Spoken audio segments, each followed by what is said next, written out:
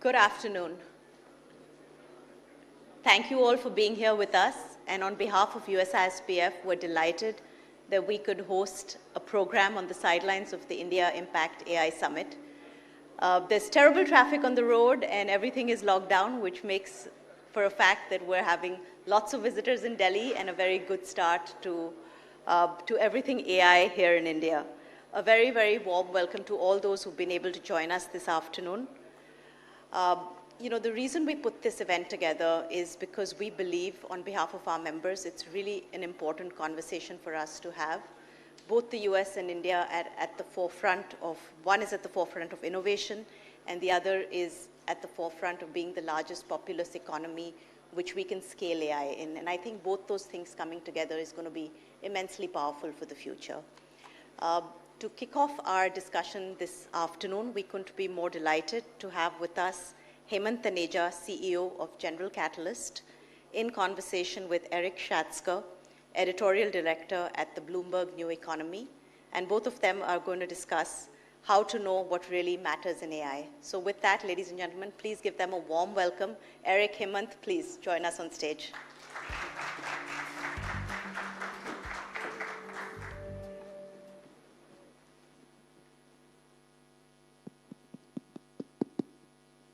Good afternoon, everyone.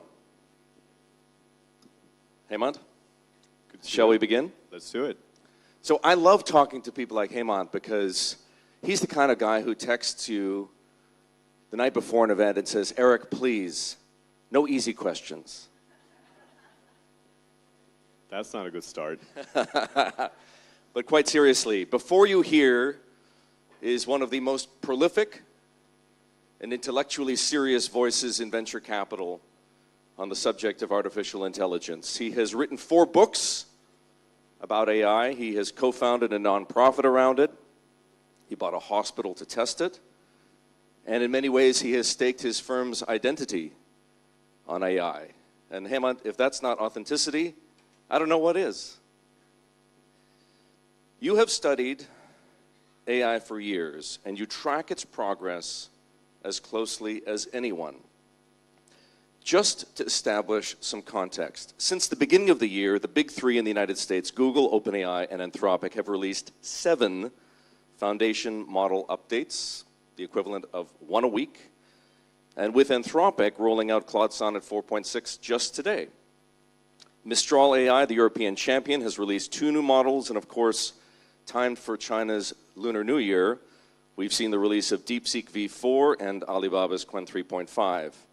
Hemant, will we reach a plateau at some point, or will the pace of evolution in AI, and in particular in these foundation models, keep accelerating? Yeah, first of all, it's a really unique time, as you said, and I've been saying this for a couple of years. This is all about navigating ambiguities. We actually don't know where the scaling laws tap out. I will say that the pace of the progress of these models actually seems to be accelerating because you have some of these recursive habits where the models are training the models themselves. You're starting to see that. So I actually think there might be another knee in the curve in how fast the progress does happen.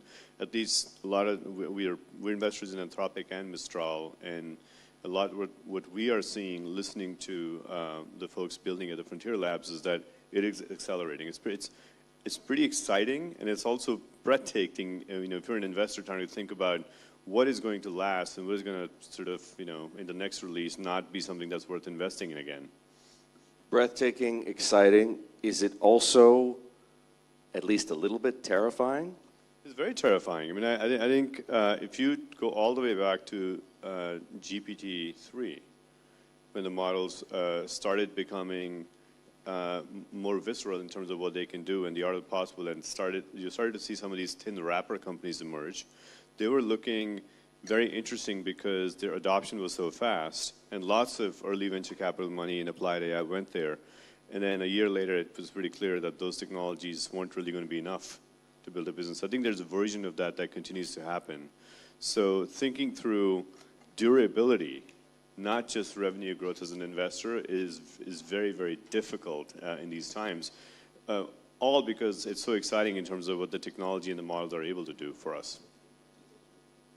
Before I left for India, I'm based in New York, by the way. Before I left for India, I spoke to a CEO back in the city who runs the asset management division for one of the big insurance companies. And he described his state of mind as AI-induced paralysis. The models are evolving so quickly, he said, that his management team simply can't keep up with the capabilities, let alone the disruptive power they have. How is anyone supposed to keep up with this? It's very hard. I mean, I'll actually give you a real-life example of what happened a couple of weeks ago. So we have obviously a lot of companies that are building on top of these models, enterprise infrastructure to accelerate diffusion of AI. And I called one of the CTOs and I said, hey, I'm going to New York, also New York, and I'd love to review the product roadmap with you.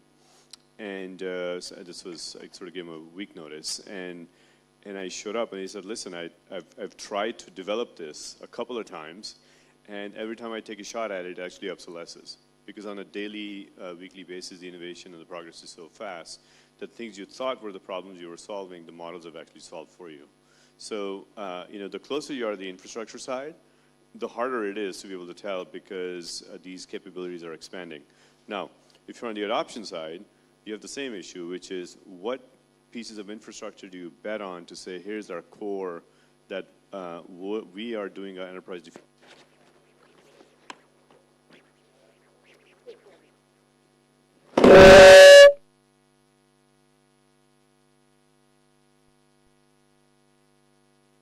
Just a moment. Should be good? No?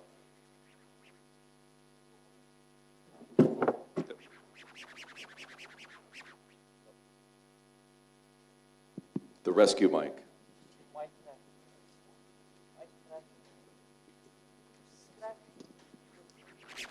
So I think it's if you look at the enterprises, it's the same thing, which is how do you make enterprise transformation decisions when the underlying stacks are like quicksand? We talk a lot about this inside of our firm in terms of what is foundationally It's a great term, quicksand. Something yes. that you're building these on. So it's a tricky time. At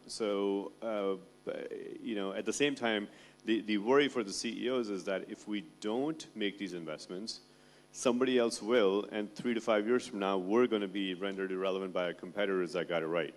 And that's where the ambiguity is, and the risky part of this is, as enterprises think through their adoption.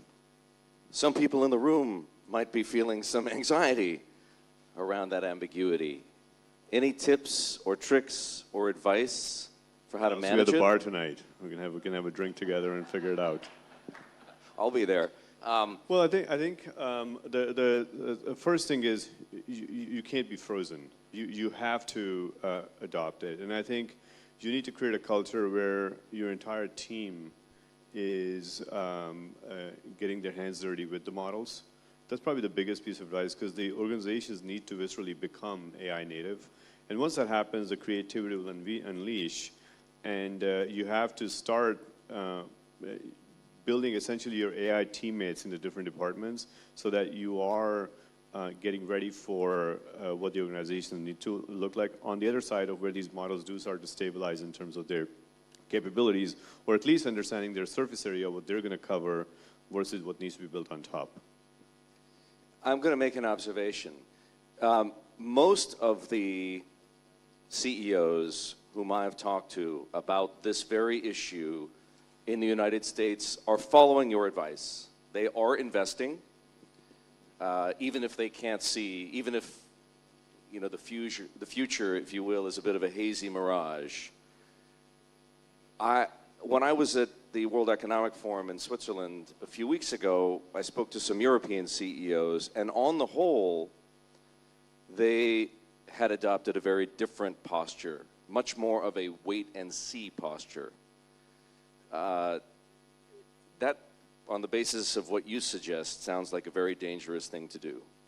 I think it's very dangerous. And in Europe, it is a bit of a mixed bag. We see some companies and CEOs that have the courage to say we need to innovate and forge ahead, and there's some that are frozen.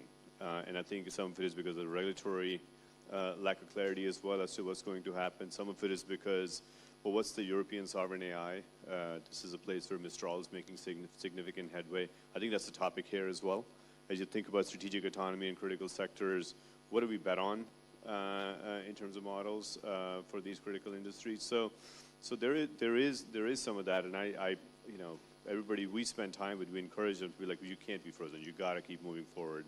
You need to invest in using these technologies, or somebody else will be better positioned in your markets. The situation we're talking about, as you may have noticed, has finally caught up with the financial markets in the form of the so-called AI fear trade. It has been a wickedly sharp rotation away from sectors perceived as the most vulnerable to autonomous AI agents. In the United States, they're calling it the SaaSpocalypse, right? The collapse of the software as a service business model. And those of you here in India may have noticed that the Nifty IT index has cratered in the past 2 weeks, and two examples of that are Wipro and Infosys, both down about 20% in that space of time. Hemant, you understand, I think it's fair to say, the threat that artificial intelligence, particularly agentic AI, poses to these and other sectors. In your opinion, are investors being too bearish or perhaps not bearish enough? Yeah, so first of all, let's talk about what is happening. So I think if you go into social sphere today and read around what people are starting to do with Claude, a lot of what's happening in the companies is they will go and essentially replace pieces of SaaS software that they're using with Claude building them a replacement software. And that is happening in many different use cases in enterprise, okay? And we have companies even here. One of the CEOs we were chatting with that has gone and replaced 6 of their core sort of packaged SaaS companies, and they're saving $8 million a year because they were able to get Claude to build what was good enough for their operations, okay? That's what's really happening. So when you see that, you start to say, boy, what is really going to happen with these SaaS companies, which was fundamentally a set of workflows on top of databases, and these frontier models should be able to do that pretty well. So there's an over-rotation. There's a lot of fear that these companies won't really have ability to grow as the diffusion of these models accelerates. So that's really what the SaaS couple, probably said it. Yeah, actually, what's really going on in the market. So my personal view is, I think we have over-rotated, so it's going to come back. But the reality is that if a lot of this gets commoditized because the models can do this for us, and frankly can build workflows that are more in line with our own secret sauce as any single business versus what was built by a company to serve many of us, right? So it becomes highly tuned to our own business.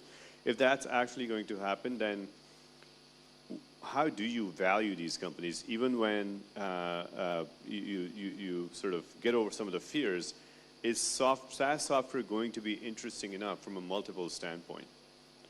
Yes. Okay, that to me is a more durable issue in what's happening. And if that becomes an issue, then think about all the companies that have been built over the last decade that haven't exited, that are fundamentally good companies that are growing, but their valuations are just so far ahead of where they sit that they may never be able to grow into those values. I think that's where this will really rubber meets the road. And even last night at midnight, I was on with our entire investment team reviewing our own portfolio, saying, what are the kinds of companies that are potentially exposed to this behavior where the market just may not think these are interestingly valued enough eventually, and therefore we have to be careful about how we think about creating enterprise value in those businesses. I'm going to come to that in just a second, but I do want to, do you think that it really is, at the end of the day, more about profit growth and operating margins, or in some cases, will this be akin to what we saw when the automobile replaced the horse and buggy,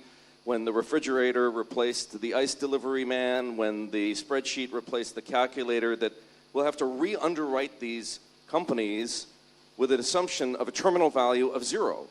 I think it's a continuum. I think some of the lighter weight applications, it's going to be hard for them to go sell successfully in the enterprise. That are trialing these models and coming up with building that software on their own with Claude, right? And one of the things we're going to look for in the next 6 to 9 months is what is happening to sales cycles of these companies. And then I think it's a continuum all the way to businesses that are in much more regulated markets, where you have interconnections into states and federal policies, and think about the financial infrastructure, things like that. Claude isn't just going to be able to build the workflows and replace. So I think it's a continuum where it goes from re-rating to there's fundamentally a better way to do things. People have often thought about things like regulation as a liability. In this case, it could actually be an advantage, a moat, right? No, absolutely. I mean, look, I think if you take a step back and think about the proverbial Silicon Valley or the tech ecosystem building, every company in Silicon Valley, I would describe it as a C Corp writing code, right? If they were not in the regulated markets and it was sort of core infrastructure or there was sort of simple productivity applications, there were these C corporations with engineers writing code. But in the world where code self-writes, which is where we're headed, what is the purpose of those entities? So I think what you're seeing is just the transformation, the overall opportunity. Innovation is not going to stop. There's a whole AI stack that's emerging that allows for enterprises to take advantage of AI. And then there's all this transformation of these industries that is happening using these models. So there's a lot to do in the context of where investment needs to go. But there's a category of companies where the AI will do that work for us. I think instead of giving us software to be more productive so that human cognition can be leveraged in enterprises, software will just do that work for us. As you noted, this isn't a thought experiment for you personally. General Catalyst has invested heavily in AI, both in AI foundation model developers, Anthropic and Mistral, as you mentioned, as well as hundreds of companies that are applying AI in various ways to make business more efficient and more productive. Now, I'm aware of the fact that at least a couple of GC investments have already succumbed, if you will, to AI evolution. How vulnerable is the rest of your portfolio as you see it now, going back to that conversation you were telling us about having last night? Yeah, look, I think we have, so at GC, we have been guided by two big themes simultaneously. One has been around applied AI and the evolution of the infrastructure and diffusion of AI into enterprises. The other is around global resilience, which does come down to how do countries where we do business, so US, Europe, India, all the allied sort of markets, how do key industries become countries have strategic autonomy in them? So what happens in healthcare and defense and energy and manufacturing, financial services. So we have a large part of our portfolio focused on what are the regulated markets. We sort of went deep into them over the last 15 years, knowing that these were places where founders could actually have long-term moats. And in fact, it was driven by an observation that the technology platforms had such an advantage in sort of unregulated markets that it was important for us to diversify. It was actually a conscious choice we made about 14, 15 years ago. Right? And so we're fairly insulated in that regard. We also went fairly deep into hardware as a result. If you think about defense, if you think about manufacturing, we ended up building a lot of companies like Anduril and Saronic and Helsing and Rafi here in India. Healthcare we're deep in. We're building hospitals here with PB Health, for example. So I think we are fairly diversified. But our core SaaS portfolio, when you think about content management, or you think about productivity, or you think about sort of core data infrastructure, we are thinking about it as what do you do with these companies? I mean, it's a small part of our NAV, but it's a part of our NAV where a lot of what I addressed are questions we are actively thinking through on how can AI be an advantage for those businesses? And if not, then how do they persist in the long term and on a cash flow basis with reasonable multiples can actually be good investments? When we talk about moats, we're talking about sustainable competitive advantage, and it is clear that in some cases those moats are disappearing. We've talked about at least one area in which the moats might be durable, regulated industries or software providers to regulated industries where they're deeply entrenched in a regulatory structure. Where else, Hemant, do you see moats as being durable? Yeah, look, so if you look at the software application in enterprise, the thing we look for from a moat standpoint is there proprietary data that the models aren't really trained on? And the second thing is there learning going on in these systems? I mean, a lot of the systems of records aren't really used in a way that knowledge is essentially being captured. It's really data and its workflows on top. And so if there isn't sort of true secret sauce of the enterprise being captured in those systems, then they are vulnerable. Because migrations can be handled by AI easily. Data is your data. You can post-train these models on your data. And then if there's not a learning, then those workflows can actually easily be replaced by observing how the enterprise functions. So I think the way you build software in this next phase, how you think about products, will evolve from how a lot of these sort of traditional software companies used to build.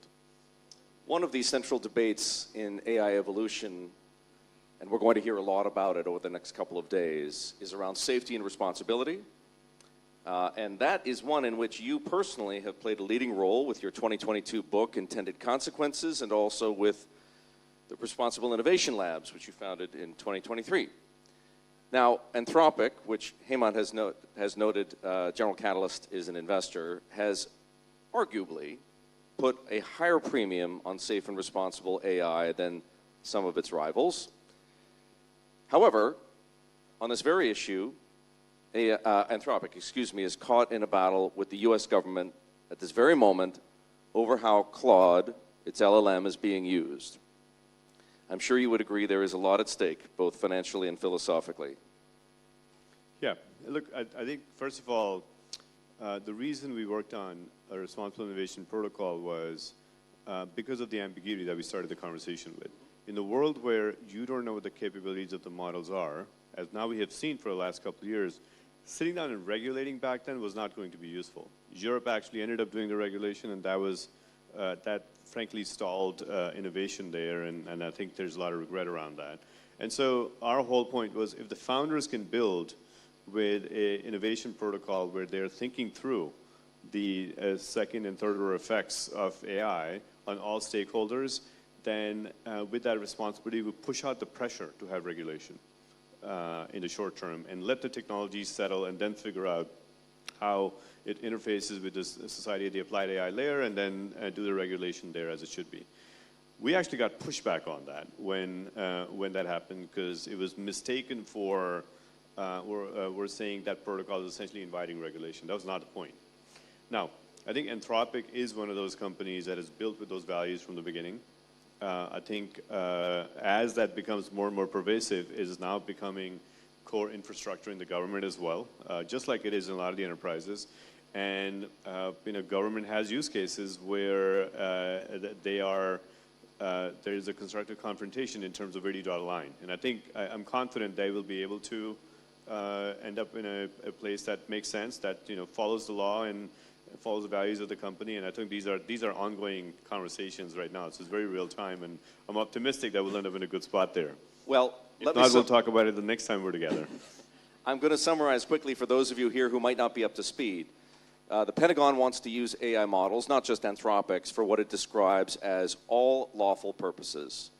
It, of course, isn't being specific about what those purposes might be. Anthropic doesn't want its technology used for operations such as domestic surveillance or autonomous lethal activities. It is being specific. As you've pointed out, this has been playing out over a period of months. What's at risk for Anthropic, and you can see this being the case potentially for other developers over time as well, is losing access to one of the largest and potentially most profitable sources of revenue, business with the US government. So this is, I think, what everybody here in this room wants to know from you, Hemant. You're a champion for responsible AI, and you're an investor in Anthropic. What should Dario do? This was a hard question he was talking about that I did not ask him for. Just wanted to say, look, I think where I draw the line is we have democratic values, okay? And technologies should be used in a way that those values are respected. And I think that's where it's the new. I tend to live in the gray. I don't think of the world as black or white. I think we get in trouble when we do that, especially in the world of such ambiguity. And this is where the hard conversations need to be had as to what is the intent with which these technologies are going to be used. Is it to surveil all of us for what we're doing? That's against the democratic values, and that would be problematic. But is that really what the government is really thinking about? We don't really know that. So I think the key here is they need to get in a dialogue with each other and figure that out. Anthropic knows what's at stake. They know it's not just the government as a large customer. It's also all the companies that do business with the government, right? If you think about sort of strategic proposition around what these technologies are going to be categorized as. So I am optimistic it'll end up in a good spot. I believe in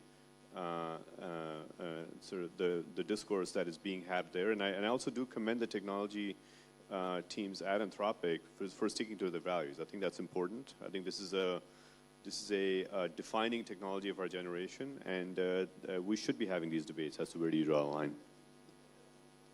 Back in 2023, in a piece you wrote with Fareed Zakaria, you envisaged AI heading toward what you described as two hermetically sealed ecosystems. One, democratic in nature, and the other subject to state control. An AI Cold War, if you like. Things are different now, right?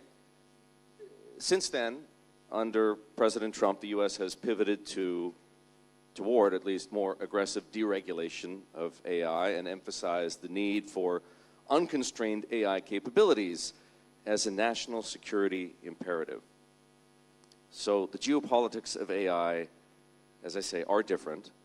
Where do India and the global South more broadly fit into that picture today?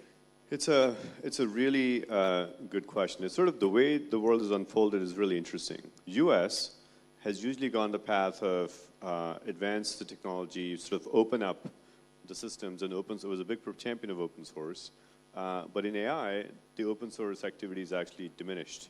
Now, there's renewed efforts to get U.S. open source working, which I'm excited about. The model companies that are closed-end models with Anthropic, OpenAI, Gemini, those have continued to progress extraordinarily. I think they've accelerated in their pace. China sort of views this as what do you need to actually economically progress as businesses in this next phase? You need energy. They have a lead in that. You need manufacturing prowess. They have a lead in that. And you need AI. And they don't have a lead in that and trying to commoditize it. So the Chinese models are actually very good. DeepSeek, as you mentioned earlier, is a very impressive company in the way to develop technologies, and they're commoditizing. A lot of companies, even in the US, when they start, they're using the cheap Chinese open source models because it's a cost-effective way to build. So India now is sort of an interesting opportunity because the idea is you do need to focus on strategic autonomy, so you can't really use Chinese models for those use cases. But there is a constant push on cost, given the cost structures here for businesses. Okay, so there's a real challenge, and so the interesting thing to develop, and I'm excited to see what happens over the next couple of days, and the rumblings are already positive, is how India leans in towards building its own open source infrastructure. And then I think if I was to forward project, what happens is India leverages the sort of advanced AI infrastructure that's being built in the US and develops open source models that are indigenized and also commoditized for mainstream adoption of AI in the country as well. Ashwini Vaishnav, who is the Minister for Electronics and Information Technology, in addition to being the Minister for several other things, told me a few months ago in Singapore that India will be one of 3 countries to dominate the future of technology alongside the United States and China. Now, he was talking about technology writ large, not just technology in the context of artificial intelligence, but with respect to AI, Hemant, can India, if it wants to, Can India catch up? Can India participate at the foundational model development level? So I think India is absolutely behind in the foundational model race and having access to infrastructure that's local as well. So I think that is going to take a few years. And in fact, it can't wait for all that to be in place for its businesses, or otherwise the companies there will be highly, highly disadvantaged in their ability to be globally competitive. So India has to figure out a way to be a leader in applied AI while the infrastructure is in flight, however long that takes. And I actually think the country is extremely well positioned to lead in applied AI, and for the simple reason that my observation is that the companies that are doing really well in the US today, building applied AI use cases, are the ones that are great at working with customers. We call this the forward deployed engineering motions, that can bring the AI expertise, develop deep relationships with customers, and then figure out how to solve their problems and build their business off of that. It's not a traditional concept of here's a core product and I'm going to sell it over and over to these companies. It's more of a we've got these AI frameworks and I'm going to go solve the problems of this customer and do as many of those things as I can for this particular customer, and then find other customers like this. Sort of a different way where each customer is almost a design win. Okay? And what's happening is that in India, with the IT industry and how it's evolved, what is forward deployed engineering? It is consulting. It's IT consulting, given a fancy name. And so the talent here actually knows how to do what it's going to take to build these applied AI companies. So I'm pretty optimistic that as more and more capital gets unleashed here and founders start building more AI-centric companies, that particular skill set is going to shine in helping build a next generation leading applied AI companies. This country operates what I might describe as a high-touch, labor-intensive economy that prioritizes maximum employment participation over efficiency, which in many ways is the antithesis of what AI is trying to achieve. How does India reconcile that fundamental tension? This is the defining question for India, in my opinion. Okay, and I say that because we have a young demographic that's going into work, and if you fight AI in the short term, you protect the jobs that create work for them, introduce them in the workforce. But in the long term, you lose having businesses that are globally competitive. So you have to lean into AI. You have to lean into AI, not be afraid of it, and figure out how to give AI productivity to every single person in India. Imagine the productivity quotient of the nation and what it will be able to do, what it will be able to achieve, what the people getting into workforce will be able to do, and the kind of creativity you'll unleash. In the last generation, Aadhaar and UPI, these were complete leapfrogs of systems that were created in India, and the rest of the world is looking at it saying, how do we do that? I think leaning into AI is going to lead to that across the entire economy. So fear will set the country back. I strongly believe that leaning into AI and unleashing human potential in India is the way to win in the long term for the country. Ladies and gentlemen, I hope you found this conversation as instructive and as enjoyable as I did. Please join me in thanking Hemant Taneja.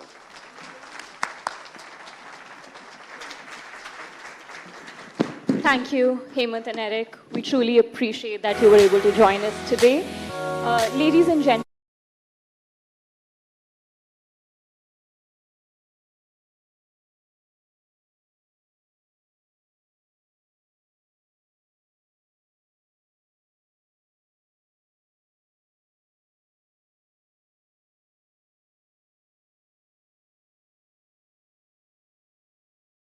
calling our distinguished panelists to the stage. Just give us one moment.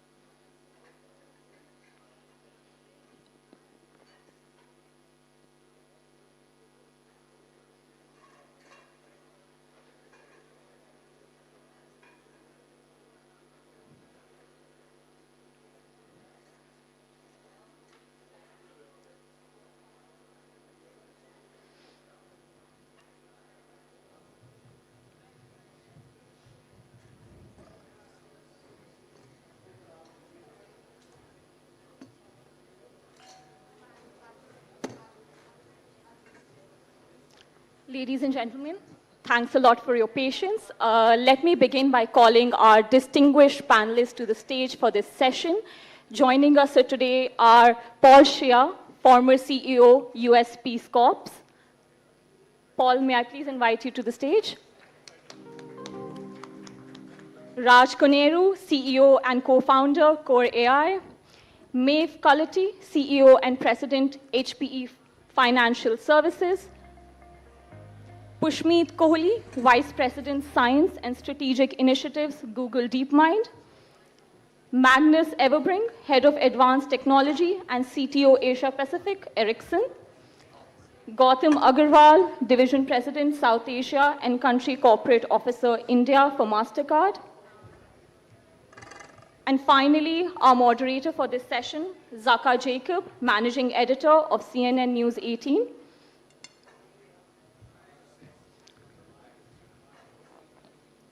Ladies and gentlemen, Magnus Everbring would be joining us shortly.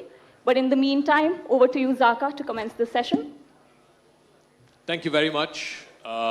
It's always a bit of a challenge to talk about AI for good governance, AI for good, from boardrooms to communities, just following a high-profile investor who's talked about how AI is going to change the world and how businesses have to adapt and stuff. But let's not forget that there is the ethical challenge. There is the challenge about making AI do good for communities and for societies, and how can the conversations from the boardrooms move to the communities and make AI do good for our community. So I want to start with Raj Koneru. You have a conversational sort of AI platform, a bridge. How do you sort of overcome, in a country like India, for example, how do you overcome the difficulties, the challenges around language, around change of cultures? India must be a very difficult place to have a large language model worked on. I don't think so. I mean, if you rewind back beyond 3 years, right? AI existed then as well, in a different form, without large language models. So the challenge then was the fundamental challenge of understanding what a human said. What is the intent, that the human said. So natural language understanding, processing was a thing which the large language models have solved, for the most part. You get 99.5% accuracy in understanding intent in any language. So the pace at which they've trained these models with content and data from different languages is amazing. We deploy pretty much to almost every language in the world with our platform. And we use different LLMs for different use cases, different languages, both voice models and text models. And the understanding levels are immense. The text-to-speech models are also really good now, essentially. So the practical use cases that people expect, on a voice input, voice output, or text input, any length of the text, any length of the instruction, is pretty well done right now. So India is actually ripe to take advantage of that. Basically, the language is not a barrier. The culture is in the experience, in the design of the AI agent, so you build that in. It doesn't come with the model. How do you account for local diversities and local divergences that happen in a country as big as India? Well, local diversities is in the form of dialects. Basically, dialects are already trained in many of the models. Of course, India is coming out with its own models as well, which we've started to integrate and use as well. In terms of other diversity, it's the language, right? I mean, it's the way the experience is delivered. Is it a professional experience? Is it a humble experience? That's, like they say, is the beauty lies in the eyes of the beholder. So you, the designer of that AI agent, build that in. That doesn't come from the foundational model. Let me ask Ms. Cullity about, obviously AI is infused with big capital all around the world. The big tech companies have invested billions, if not trillions, into it. In a country like India, what are the innovative financing models that you're looking at, particularly, in a resource-crunched country like India where, you know, the average per capita is about $2,800, $3,000 per annum. How do you address the resource crunch? Because AI needs a lot of big money. It does, and there's a lot of money supporting AI. And when it comes to investment in AI systems, I think from a board, if I think about boardrooms, I'll go down smaller into the market. If I think about what boardrooms are looking for, when companies are making investments into AI systems and AI models, the board is saying, watch your cash flow and how you're investing your cash, and I want to see a return of investment as soon as possible. And the big question mark is, when will the return of investment come? And what we're seeing more and more of is that companies, in response to that board question, is they're matching their cash flow, they're matching their investment to the future return that's going to come. And that's through a variety of different financial models. And when it comes to AI systems, AI models, financial models, I got a top tip from our CTO. And she said, think Tahoe. Tahoe? What do you mean by Tahoe? She said, trust. Think about trust. Who are you going to trust? And what does trust mean? Who is going to be accountable for the AI system, the AI model, the ecosystem, the financial model? And right now, we have to have human oversight, the Tahoe model. And regardless of what you talk about when it comes to AI, I have found that you've got to think about where is trust within the system, where is accountability within the system, and it's really difficult to find and to ask the right questions, and where is the human oversight going to be. And when it comes to the financial model, it's no different. You have to understand where are you going to get the financing capability to support your investment. The big model builders are getting backed by structured finance. It's the big banks of India, it's the big banks of the world that are supporting the model builders and taking an absolute risk as to when that return is going to come. When it comes to enterprise customers, some of them are working with the hyperscalers on an investment, and some of them are doing it on-premise. And they're looking at leasing financial services, opportunities, and what we offer is a circular approach. So we look at models like, do you have current infrastructure that we can look at and give you value for that current infrastructure? And you invest in the new infrastructure with the infrastructure you already have today. You can free up investment. And equally, this is large-scale deployments of infrastructure. And is it going to last 3 years? GPUs are coming to the market every 6 months, 12 months. How long is the infrastructure going to last? How long will it stick for? So there's also a risk when it comes to the infrastructure. How long is it going to last? When will you need to upgrade? And that's why you really need to look at financial solutions. And just the last thing I would add is when it comes to those investments, and it's public sector, it's the government investing, it's really to acknowledge that this is no short-term investment. You have to match the investment to the return that the public is going to see. And the public can't have this AI system or model stopped. It's got to evolve and keep going. So it's a continuous investment, and it needs to be fed. There needs to be governance, there needs to be cybersecurity, there needs to be an ecosystem around AI. And that's a whole new level of a budgeting process and a thought process that wasn't there previously. So I think it's very similar for private sector and public sector, but the odds are higher when it comes to public sector. Pushmeet, if I can ask you, DeepMind's done a lot of work on cutting edge areas like protein folding, climate modeling, health diagnostics. How do you decide what is important, both from a maximum social impact changing the lives of maximum number of people as possible, as also what Ms. Kalati said. I mean, at the end of the day, what is the risk to reward ratio? Yeah, so can you hear me? Yeah. So I think the main when we look at these questions of which problems we want to focus on, we look at impact. Impact is the thing that really drives all of this. And impact can be of different forms. It's not just commercial. Sometimes it could be scientific.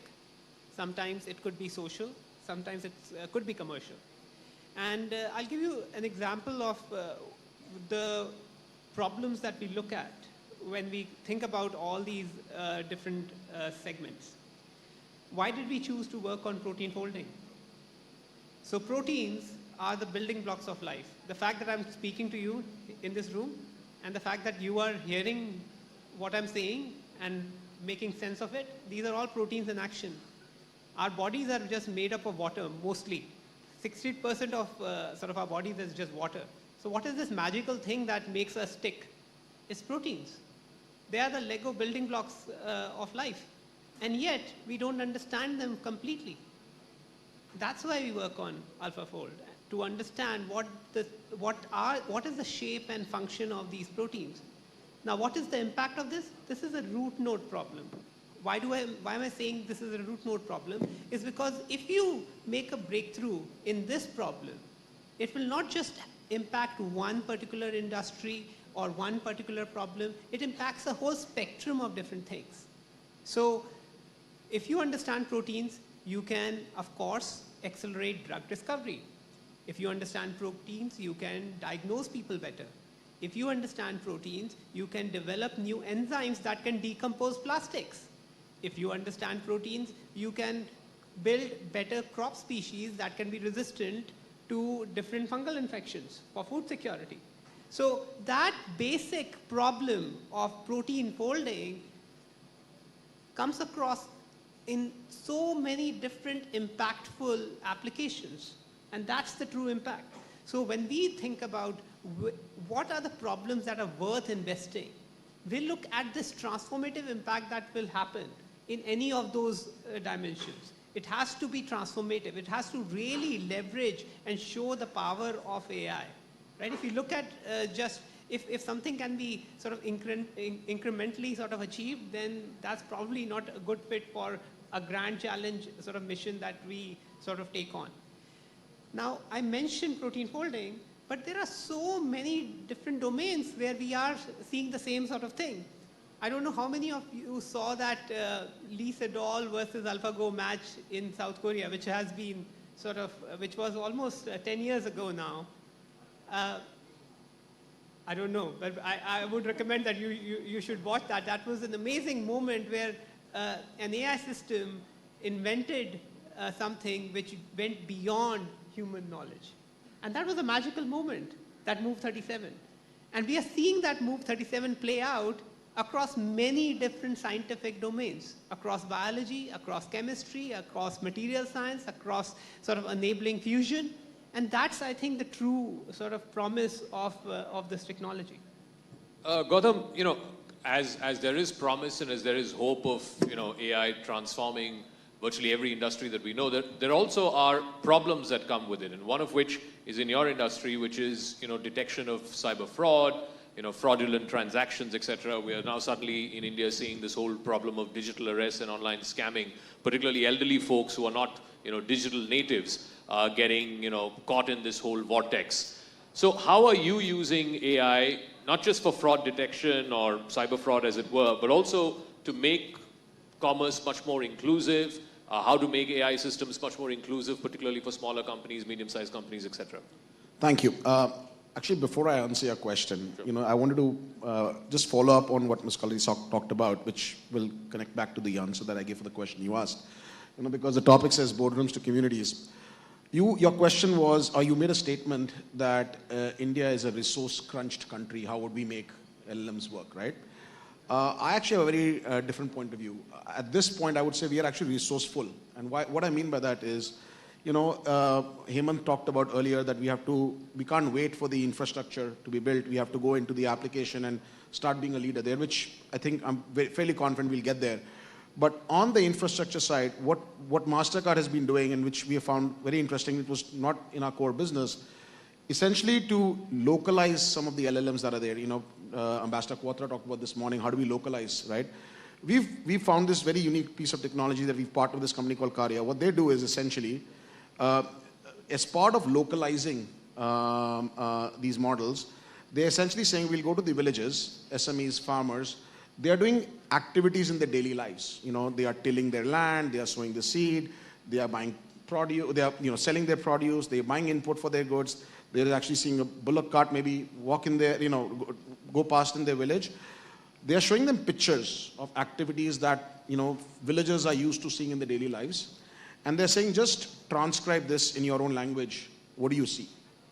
And they're feeding it back to these LLM models, right? And in the process of doing so, they're actually helping the model itself get more localized, get the language that you were talking about earlier. And in the process, just building out. Now, in return, these guys are getting paid for it. So that's where the communities are getting impacted. In this journey, we're making sure that the infrastructure layer that we don't have today, we are on that journey using the strength that we have, the population that we have, the scale that we have, the fact that we have a diversity of language and education to our advantage. Now, why do I talk about that in the context of the question you asked is because in your question, you talked about inclusion, right? So as a payments company, of course, our DNA 20 years ago was how do we prevent payment fraud from happening? And we always call it, you have to detect something and make sure that in the detection phase itself, you sort of stop it from happening. If it happens, then how do you prevent it from, spreading? And then if it actually spreads, how do you react, right? So we call it the detect, prevent, react sort of model, which has been, honestly, in different words, the same 3 words we've been using for, last 20 odd years. It started with very basic systems, right? And then we started calling it intelligent systems. Now we call them AI systems. This was our bread and butter. We had to do that. When I joined MasterCard 12 years ago, fraud rates were relatively high in the payment ecosystem. We are seeing fraud rates that are, in single bips today, right? And most of these frauds today even are mostly social fraud, right? Social fraud, I don't want to say you can't solve for them technology-wise, but they will always happen because social fraud has an element of lack of education and somebody just giving into their system, right? But we have come a long way using AI and whatever we called AI before it became a term to actually help in fraud detection. Where we are going with that now is we just announced something yesterday called agentic commerce. We did India's first agentic commerce transaction at the Bharat Mandapam yesterday. The whole idea is the future says that people are going to start using agents. We will be using more agents in our lives. We'll be doing tasks for us that we today do. And in that, you'll have to create trust, right? So is this agent a trusted agent that is working on my behalf? So we are, of course, saying for us to democratize, we have to make sure that we are putting the safety, security, trust element into these agents, which is where we've always played a role in. The other thing we're making sure is conversational chats. Wherever people are today, who knows who will be the winner? Gemini, Chat, GPT, I don't know, right? But everybody that is using these systems today, we're making sure that we are embedding ourselves in the agents that are being used in these systems. And more importantly, are we solving for the population at large, right? Cards, historically, anywhere in the world, were a very sort of affluent, product, But if you see where digital payments is going today, and again, using India as an example, no shame in saying this, UPI is not an affluent product. UPI started as being a mass product, right? And that's how the scale came in. So we are saying AI for us, is going to be how do we bring people, how do we include them into the financial ecosystem? So how do we go beyond payments and frauds into credit access? So we are using AI today, creating AI models in helping banks do better job of their credit modeling, risk assessment. The other area we're doing is just commerce enablement, right? How do you show the right offers, right? The more relevant offers. How can your N be N of 1, right? How can it be hyper localized, right? And be very specific to what you need. How can it, in the real sense, read your mind and do the search for you, the discovery for you, the payment journey, the commerce journey for you, and then the payment journey for you. So that's really where we are focused as a payments company. Let me ask Mr. Paul Scheer, you've led the USP score for a number of years. You've led communities of volunteers across multiple geographies. How does, the advent of AI, how do you marry that with community engagement, developing local trust, particularly, in underserved populations? How does one do that? Yeah, so at the root of Peace Corps is developing trust through immersing ourselves in that culture. When we have volunteers who want to go serve overseas and partner with the community, what we do is we train them on the local language, we train them on the customs, we train them on the culture, and we have them live in the local communities. They don't live with other volunteers, they live with the community, and with that, they develop an understanding of what problems are facing that community and what problems they want solved. And so by doing that, whether it's in education or whether it's in microfinance or whether it's in environment health, our volunteers are there to see what it is that those communities need solved. AI, being that it is something that can be applied across all the sectors that Peace Corps is in and addresses local problems, that is the way that we can provide value and use AI to amplify what we do already. It's not something where we come in and say, hey, this is something that we can do and so we want to fix it for you. Because if you do that, you're not developing trust. You're not hearing what that person is saying. It's not a partnership anymore. Now it's much more of a top-down. And in this case, Peace Corps we want to be durable. We want to be a handshake deal as opposed to a lecture. And that's the type of thing that Peace Corps brings to the table. And AI, again, is a way for us to amplify what we do already on a much larger and much more impactful scale. Mr. Magnus Eobring, in the previous session, Mr. Hemant was talking about how India can't afford to wait for the physical infrastructure of AI to be built. It needs to get ahead in AI applications. How can telecom infrastructure, by companies like yours, telecommunications infrastructure, how can you design it in a way that it's not cost intensive in a country like India where, cost crunch are a reality of life, and as the previous speaker said, not wait for the physical infrastructure to come around, which may happen in 2 years or 5 years, but ultimately use the leverage of AI for public good? Okay. Yeah, I'm audible. Right? So, first of all, a token appreciation. I think India has outstandingly good 5G networks. Very good. The coverage in India is well over 90% population coverage. That means all cities covered, right? So the footprint where this superior service, mobile service, is available is top-notch. Still, I should say, in those areas, there are people who don't enjoy the service. One part of that is, of course, price points of devices. But here, the scale and volume of India plays in. I think in Q3 last year, 87% of all smartphones sold in India were 5G capable. And the lowest tier, cost tier, $70 to $110 US, grew the most, 1,600%. That's a phenomenal. That's good for India, it's good for the world. A lot more people will all of a sudden have a very good internet connection in the palm of their hands. So that plays in, of course. That's just volume and scale in technology. Then if you look the other way around, even if you have over 90% population coverage, it shall continue. It shall continue year after year. It's a long game. India is a huge country, and it takes some time to build all of that coverage. And it's also many decisions. I think the mobile operators work with this. We work with it, of course. And then how can we serve that? Key thing is that our equipment for every year needs to become more potent of reaching further out. Now we come into physics. A lot depends on geographies and so on. But already we can serve, say, picking up a device 200 kilometers away from the antenna. That's a fantastic reach. But you need favorable geographical conditions, right? That's laws of physics. So it's trade-offs.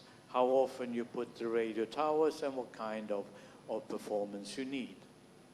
But even so, when you have a placement of these radio sites, we need to make sure that the gear becomes more sensitive. That is to say, it can listen more accurately, pick up weaker signals.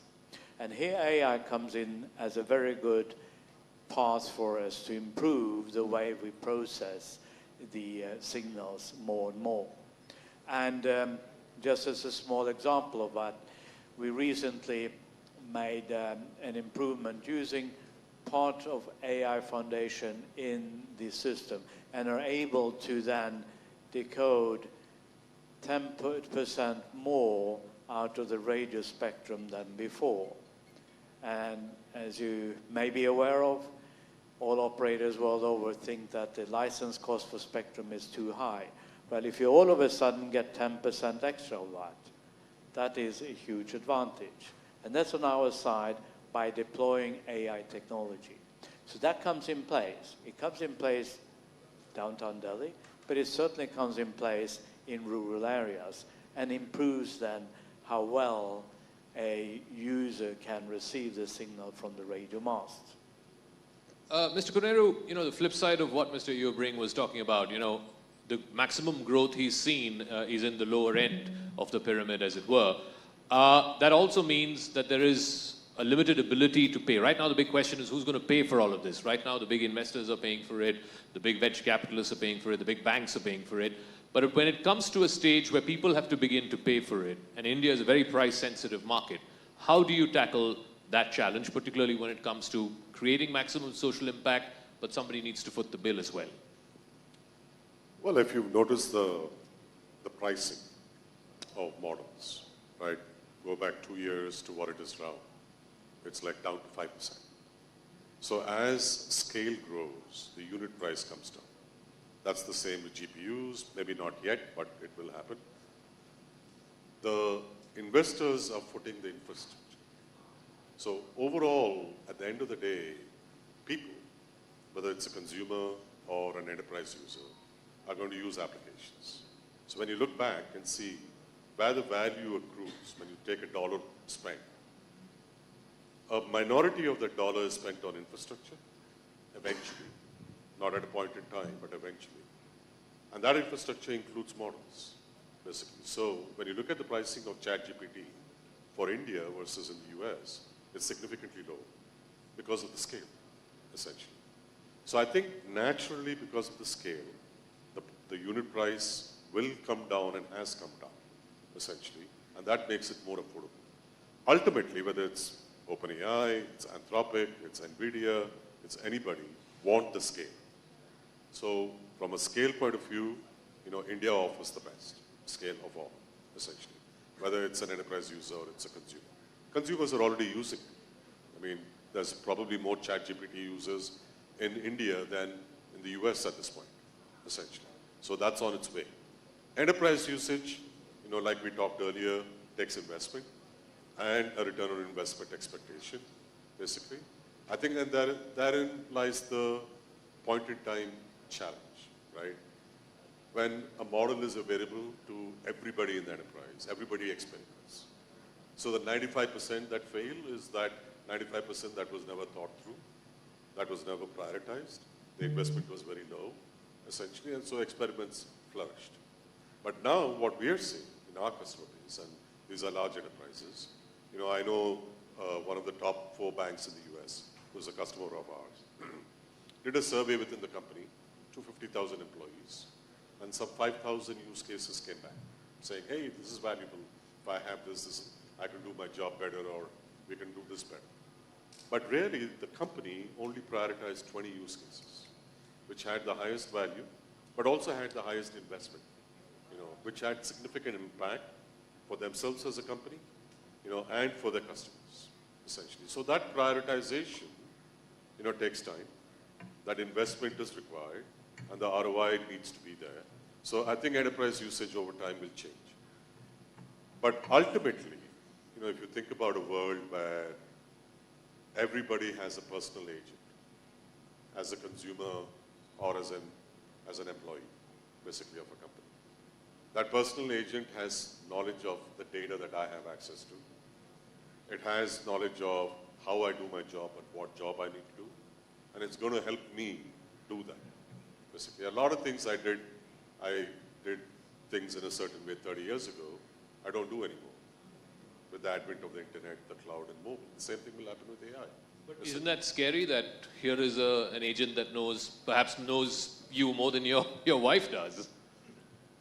Well, I'm glad it's the AI agent that knows more than my wife.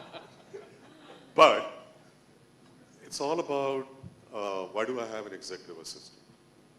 Okay, it's because that there are things I don't need to be doing. I could be doing better things, right, or more important things. Same thing with an AI agent. It's a helper. It makes life easier for you to focus on the things that matter and not focus on the things that don't matter, essentially. So when you have that world where billions of people have these personal agents that are helping them at home and at work, that scale, will dwarf the issue of cost which we see today. Ms. Kalati, when it comes to social sector, whether it's health or education, these are not sectors that are going to give you, as you said, returns or risk to reward in the short term. You have to be invested in it for a number of years, if not decades. How do you analyze that? I mean, what kind of financial models, risk to reward models are you bringing to the table to analyze where to invest and how to invest, particularly when it comes to these social sectors? Well, the good news is that we're experts in the technology. So when you know how the technology works and performs, you can take risk with the technology. And at Hewlett-Packard Enterprise, that's what we do. We invest in our customers' technology, knowing how the technology is going to perform and knowing how the customers use the technology. And it's the workloads that sit on the technology that give us the biggest indication as to how much risk we're actually taking. I think a great example of how we're taking a circular approach to an investment with a customer in their AI technology was we worked with the high-end performance compute center in Stuttgart, Germany. It's called HLRS. And we work with them on their supercomputers. We know how they work, we know how they perform in terms of the workloads they put on those systems, and they do it for the education sector and research and development within Germany. And for example, they needed to invest in a new supercomputer, right? They needed more GPUs, newer GPUs. And we took back their old AI system, their old supercomputers. And we reused 90% of the technology. There's an element of it that needs to get destroyed, obviously from a security perspective, but 90% of that old system could be reused. And we were able to take the funds that came from that and allow the customer to invest in their new system. So there's unique and different ways because you know the risk that sits with the technology and the risk that sits with the customer. You can figure out financial models that help and support the customer. And I think that's what's really unique within this market, that yes, we've got new AI. It's new, it's different. We're not entirely sure when the ROI is going to come. But we do know how the technology performs, and we know the end customers. And both of those together help us to adopt a more circular approach. The one thing I would say is with AI models, there is risk inherent in an AI model. It's inherent. And I go back to my Tahoe, like trust, accountability, and human oversight. I think for right now, it's absolutely critical that you realize that there's no one individual in your business that knows it all. And it's you as leaders that need to be asking the questions when it comes to the AI models. Where is the trust? Where and who is accountable? And where is the human oversight?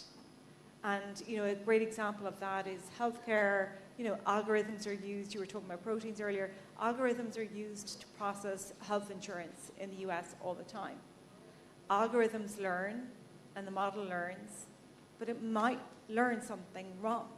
And it makes the wrong decision and it makes the wrong choice. And you need human intervention. You need human oversight. And there will be new jobs and new roles with AI models. And I think that's a really good example of where that exists. Pushmin, the conversations around AI are, right now in 3 or 4 ecosystems of players, right? There is the big tech companies, There's Silicon Valley, then there is the investor bunch, whether they're VCs or big banks and so on. And then, of course, there's academic institutions who are at the forefront of it. How do you use AI for real-world problems? I mean, I'll give you a problem. Traffic is going to be a mess in Delhi over the next 3 days. How do you use AI to solve that? Yeah, so I think the main issue here is how do you frame the problem and what do you want AI for?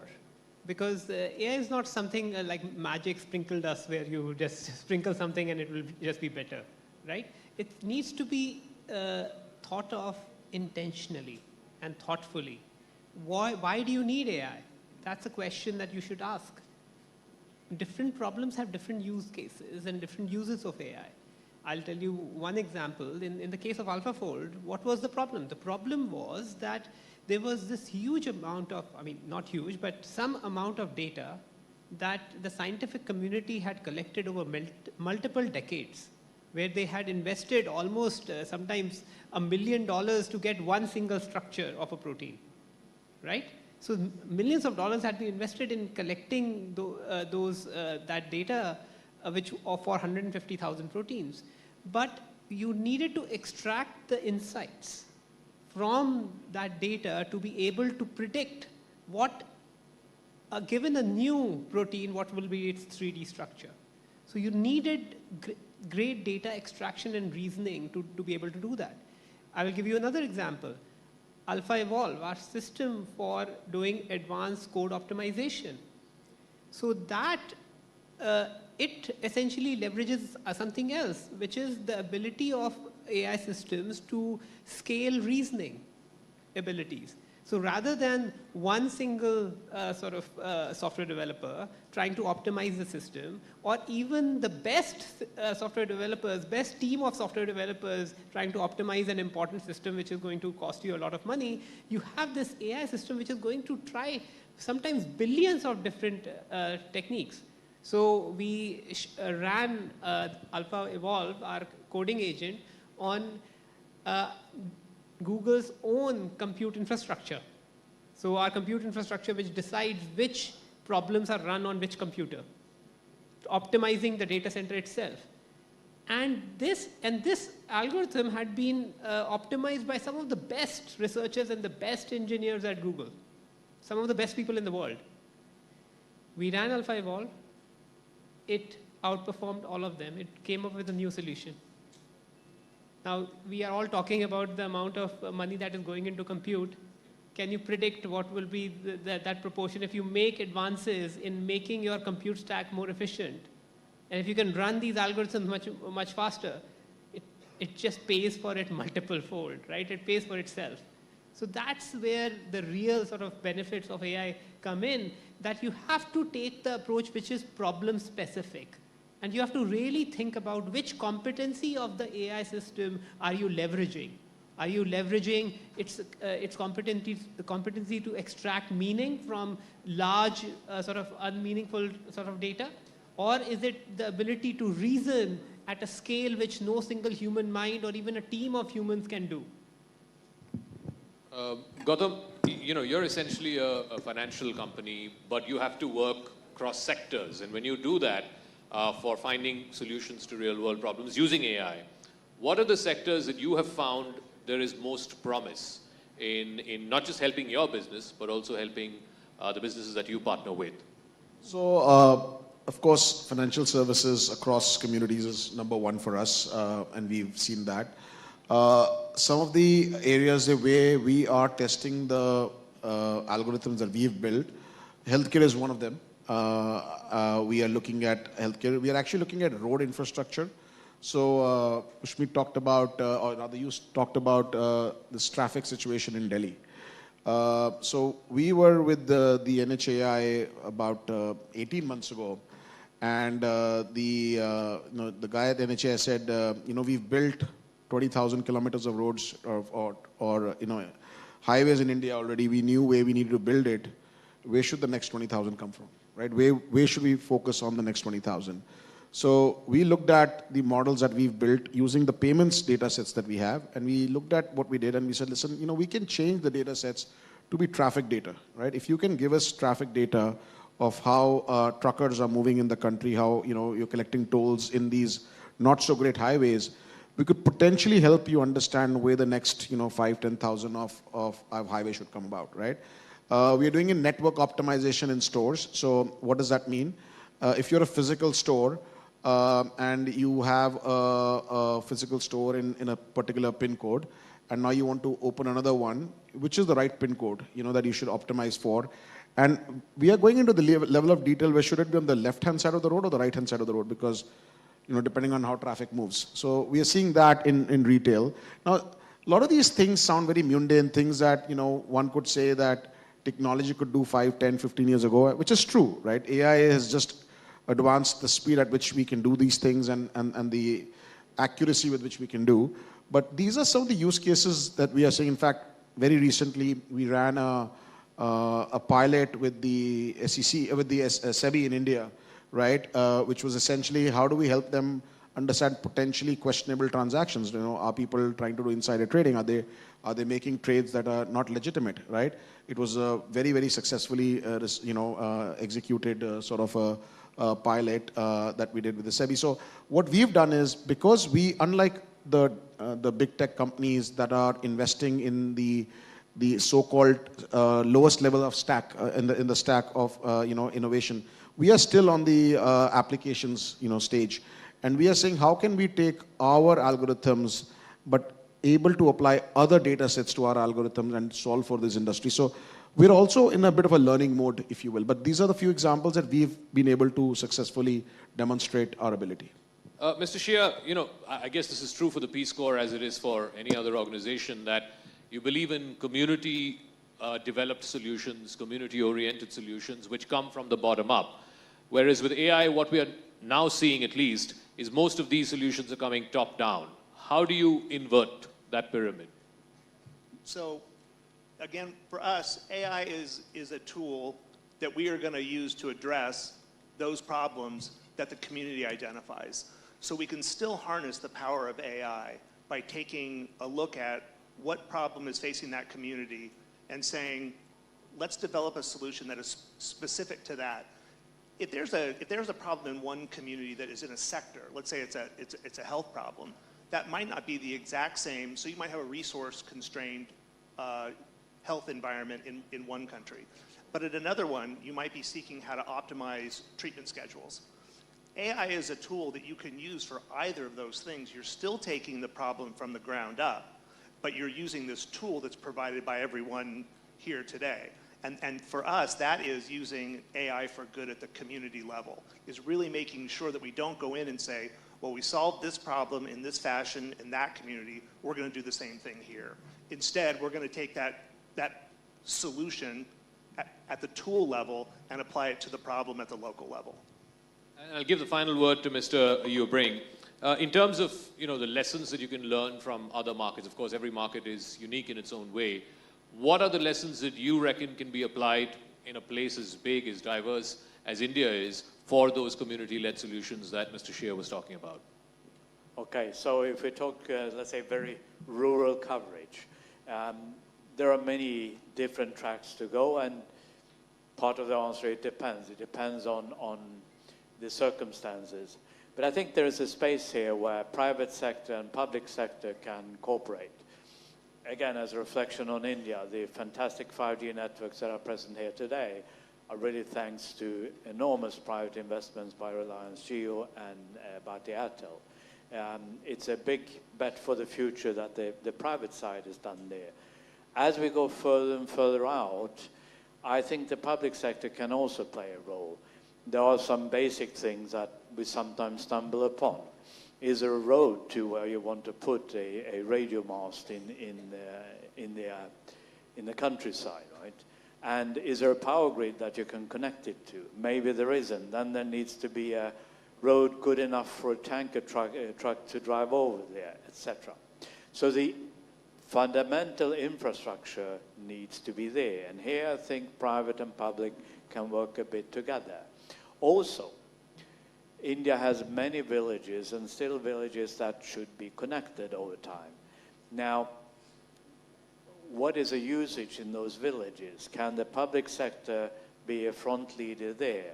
Are the schools, if I get the connectivity, using it? Are they using that to bring in knowledge, say, knowledgeable people online helping the local pupils in the village? Is healthcare being provided online, as an example? I think much of the public sector can be a user of these systems, not the least in remote areas where there's no connection today. And how can the public sector help to upskill the local community? I'd love them to use AI, but they need to be educated on it. So hand in hand there, I think private and public sector can do what's reasonably possible to do to drive these services to truly everyone. All right, ladies and gentlemen, there you go. AI for good, from boardrooms to communities. Can we have a round of applause for our panelists, please? Thank you very much. A big thank you to all our panelists. Before you leave, could I request you to step forward for a quick group photograph?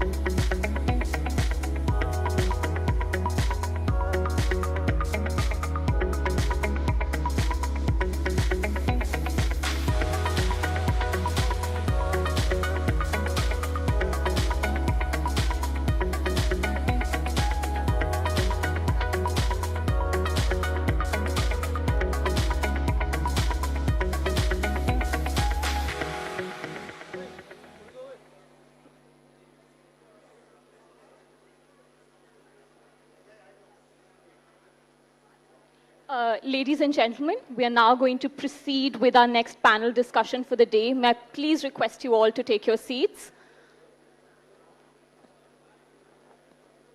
Good afternoon. We'll now begin our next panel discussion, titled Breaking Down Barriers, Universal Access to AI Resources. This session will focus on how AI infrastructure components can best be democratized for developing nations and the global community. Please do join me in welcoming our speakers to the stage. Joining us today are Sachit Ahuja, Co-President, Tillman Global Holdings. Sachit, may I please invite you to the stage? Shyam Nair, Chief Product Officer, NetApp. Kavitha Mariappan, Chief Transformation Officer, Rubrik. Partha Sarthi Ranganathan, Vice President and Technical Fellow, Google. Sharad Agarwal, CEO, SIFI Data Centers.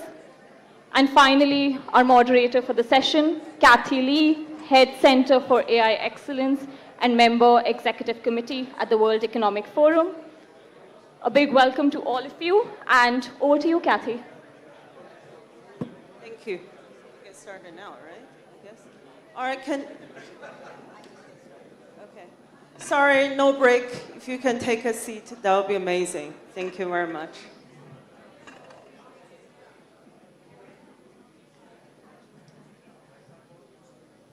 All right. Good afternoon, everyone. Welcome to this panel called Breaking Down the Barriers, Universal Access to AI Resources. If I can have everyone just to be seated, that would be very much appreciated.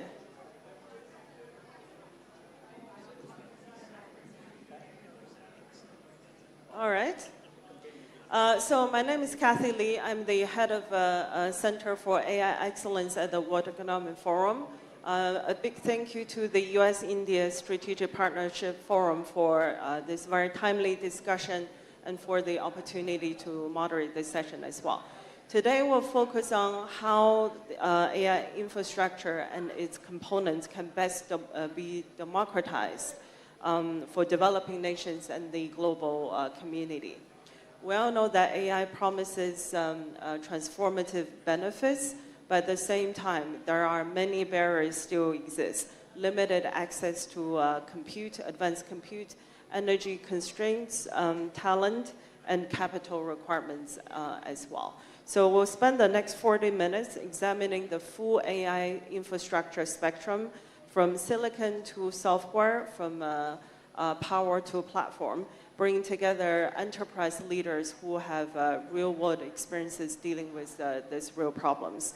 There are operational insights from managing, building the data centers to delivering enterprise workloads and also delivering cloud services across different diverse markets will give us a real-world perspectives on what's really happening and what does it take to break down the barriers.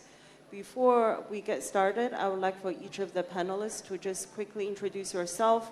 If you can state your name, your responsibilities with your respective organization, that would be great. Thank you. We'll start with you. Yeah, I am Sharad Agarwal. I'm Chief Executive Officer of SIFI Infinitus Spaces. We are India's third largest data center company, the oldest company to have the data center in the country, 25 years since we have the data centers, and we are working on growing the physical aspect of the infrastructure that will drive the AI transformations. Welcome. Hi, my name is Parthasarathi Ranganathan. I work at Google. I'm a VP Technical Fellow there, where I lead the systems infrastructure. So I have oversight of everything from all the way from data centers to silicon to hardware to cloud. And so we have quite a bit of experience building data centers. So looking forward to the panel. Hi, lovely to be here with all of you. My name is Kavita Mariappan. I'm the Chief Transformation Officer at Rubrik. I actually lead our go-to-market transformation. For a lot of you who are not familiar with Rubrik, we're a security and AI operations company, and so come from a long standing data legacy. So a lot of what I do is sort of moving the company into cyber resilience and AI operations. Happy to be here. My name is Shyam Nair. I'm the Chief Product Officer at NetApp. NetApp is one of the largest data storage vendors, storage and data platform. We provide the intelligent data infrastructure both on private cloud as well as on public clouds for most of the largest enterprises. Hi, good afternoon. Sajid Ahuja, President of Tillman Global Holdings. We're a global owner, operator, investor in digital infrastructure across things from cell towers, fiber networks, small cells, and AI infrastructure, including data centers. We've been investing in the US-India corridor for almost 2 years now, and very much looking forward to this discussion. Great. Indeed, we have a full spectrum of AI infrastructure builders. Very much looking forward to the discussion. So we'll kick off with one opening question to all of you. In your opinion, what are the biggest barriers today to truly universal access to AI resources? Energy, data, talent, infrastructure, compute, and what does it take for US and India to work together to lower that entry barrier? We'll start with you, sure. I would say not too much of, I won't say there are barriers, there are challenges. Everything related with infrastructure, that is whether it availability of energy or availability of the energy in a ways that it could be accelerated, the availability of talent, availability of technology and innovation, or work towards that so that we could improve the time to market. Infrastructure should not become the constraint for the growth of the overall AI transformation or AI setup. So I would say that these are the challenges in front of us, and bringing that, meeting those challenges or solving those problems is what will make it work. Yeah, so I think in terms of challenges, I think we are at a very, very unprecedented time in terms of computing. And the best way to illustrate that is if you look at the demand and supply gap. So AI workloads are exploding. And if you look at the growth rate in AI models, and if you go to the very first transformer model all the way to today's Gemini in Google's case, model sizes and as a proxy computing has been doubling every 3 months. And if you think about computing, we all talk about Moore's law, and computing doubles every 3 years.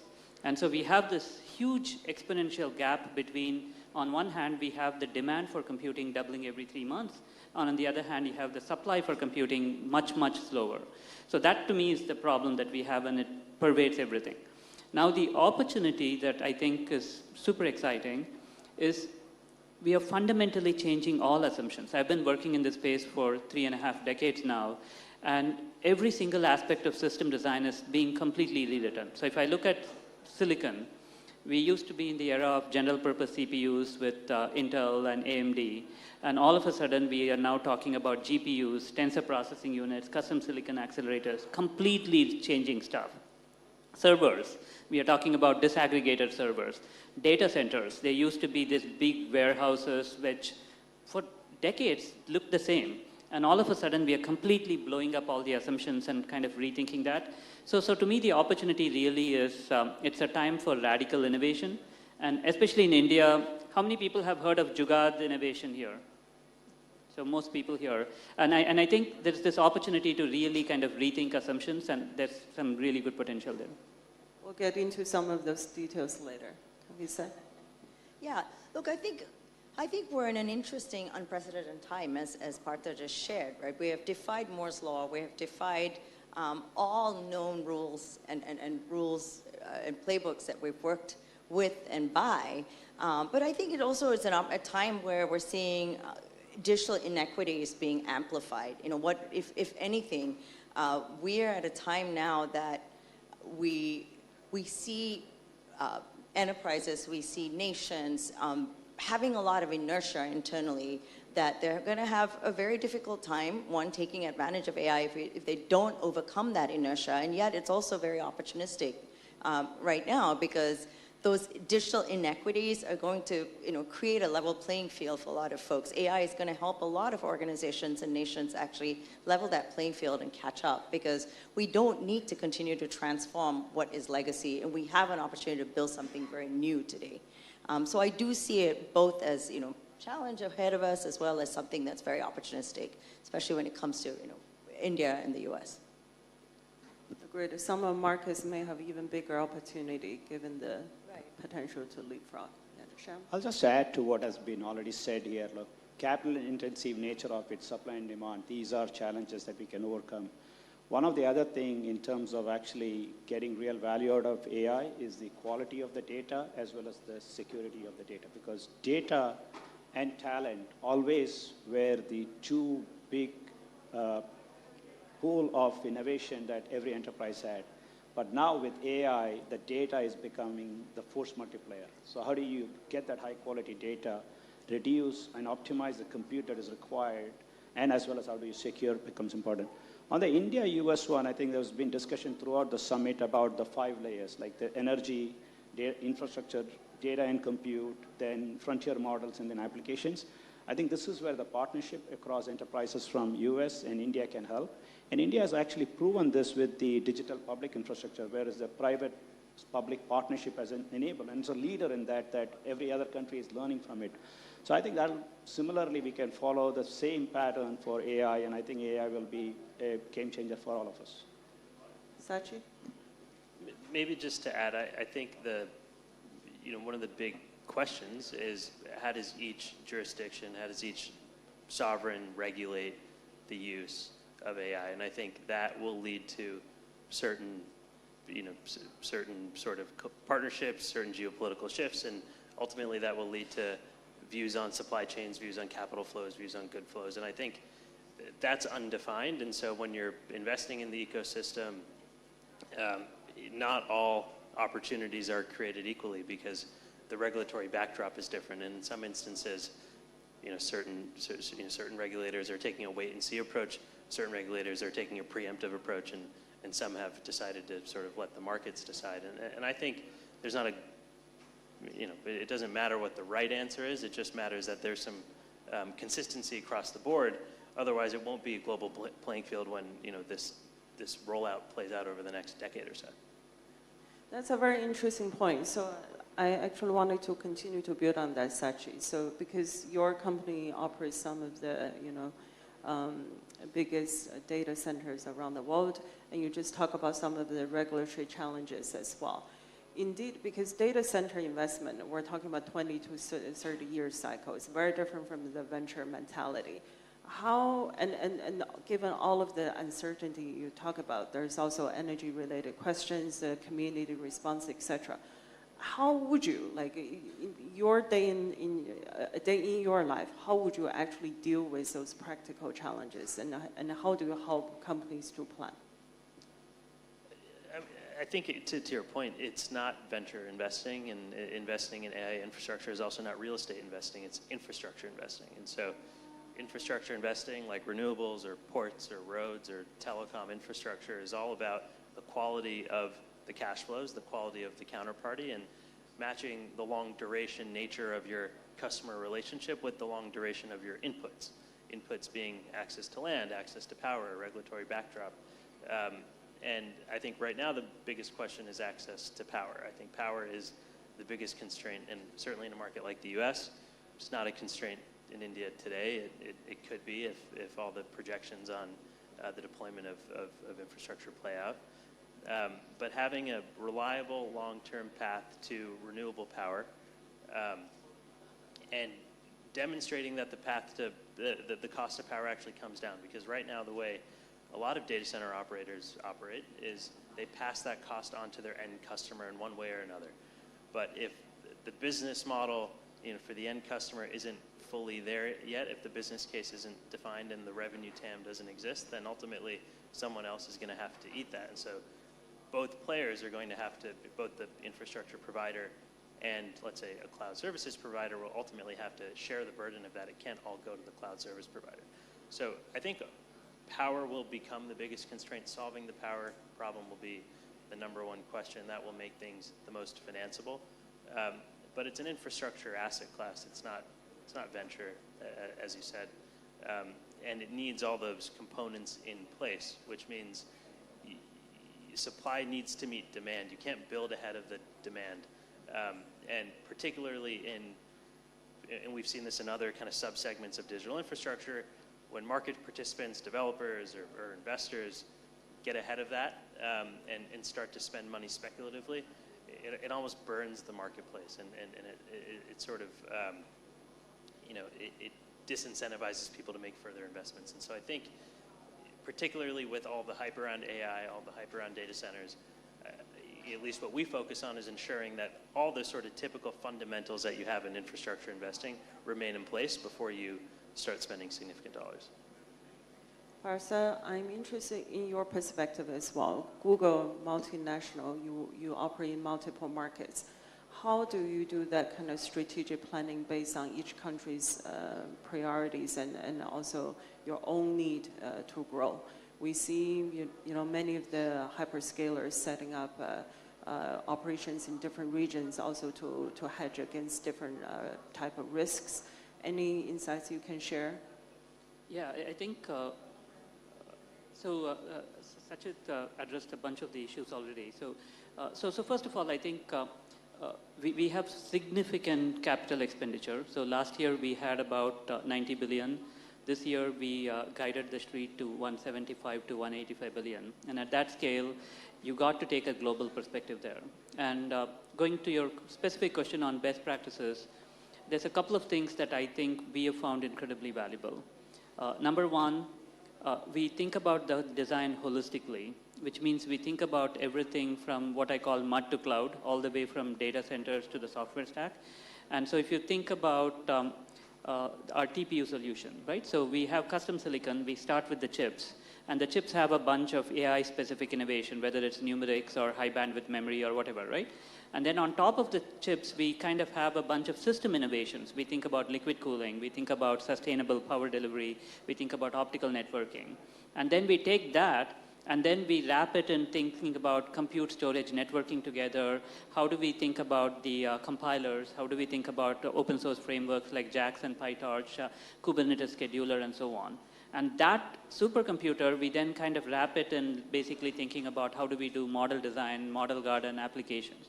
So that whole vertical integration and holistic design serves us really well because it gives us a bunch of knobs when we think about the idiosyncrasies that have to be pertaining with each geography and so on, right? So that's number one. The second one, and I'm sure Shyam will have more to add to this as well, we think about agile and modular designs.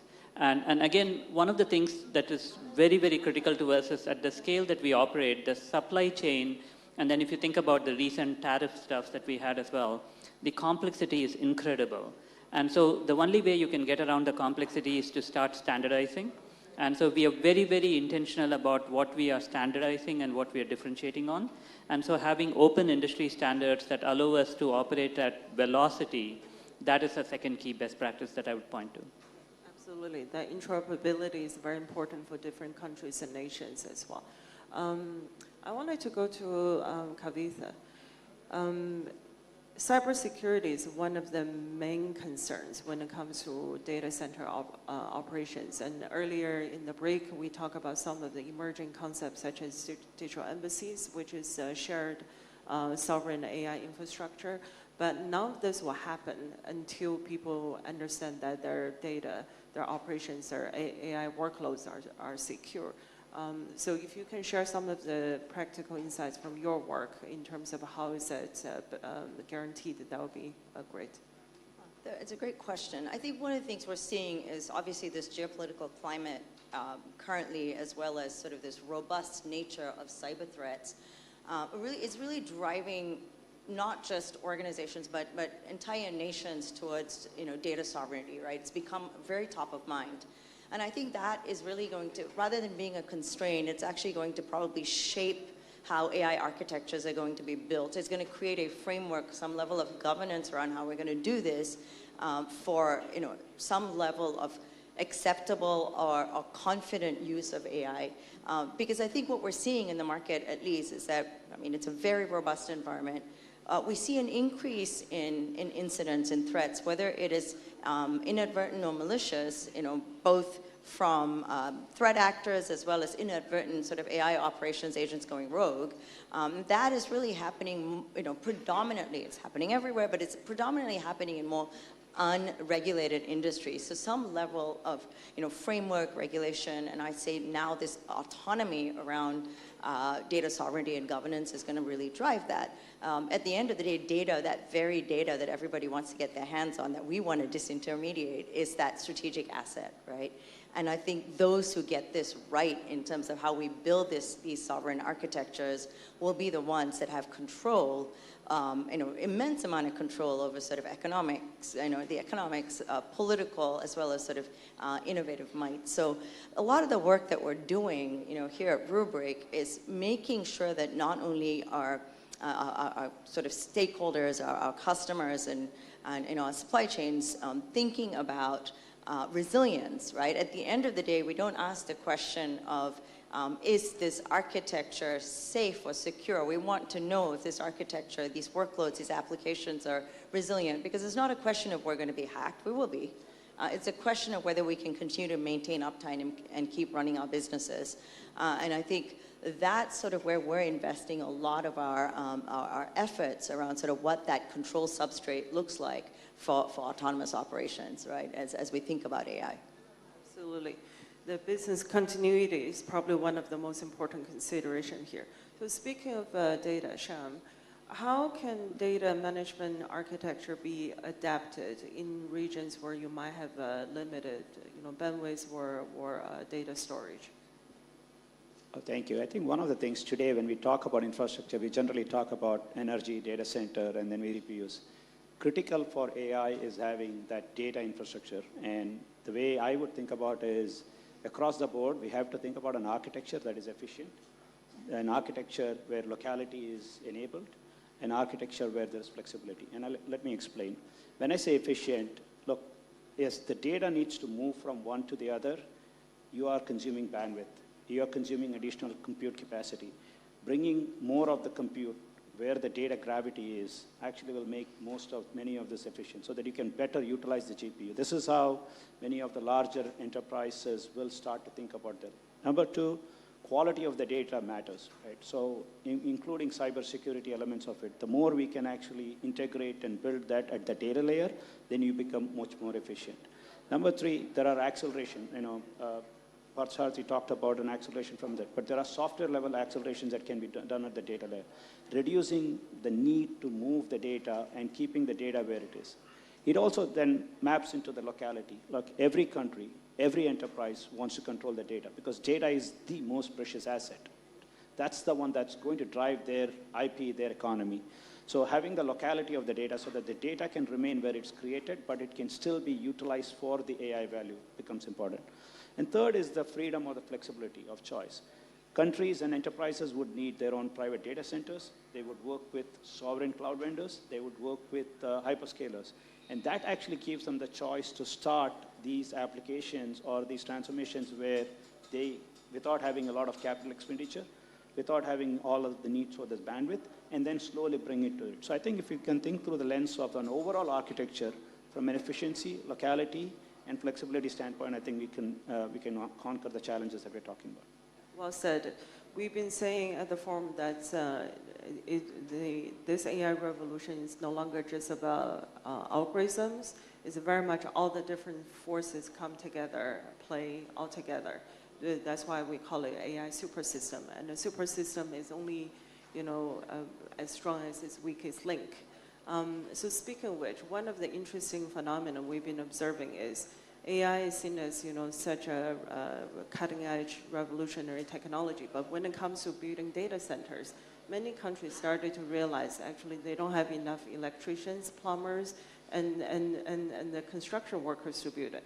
I suspect that Sharon, you will have some experience in sharing some insights there. Yep. See, all those factors drive time to market for the data center infrastructure or any infrastructure as much. The biggest challenge or biggest point for any infrastructure is time to market, how fast you can take it, because it's the fundamental elements of everything that will happen on the top. India has close to 1.6 gigawatt worth of data center capacity as of today. And it has come from 0.4 gigawatt that it used to be right around the COVID time. So it's 4 times the capacity. But in a way, it is still 5% of what United States have it, less than 10% of what APAC has it. So it is a lot to be covered. But the good news is that all those elements that you spoke about are not really the constraint for India. There is at least 3 times the data center capacity that is under development. So by 2030, India will be minimum 7 gigawatt.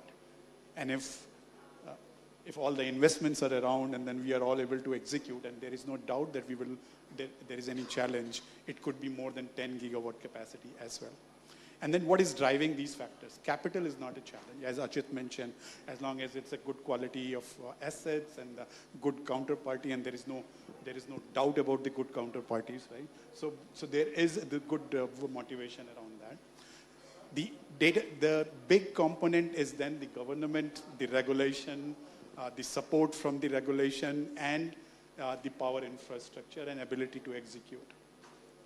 Government is extremely supportive for the data centers in India. We all understand that the Indian data has to remain in India.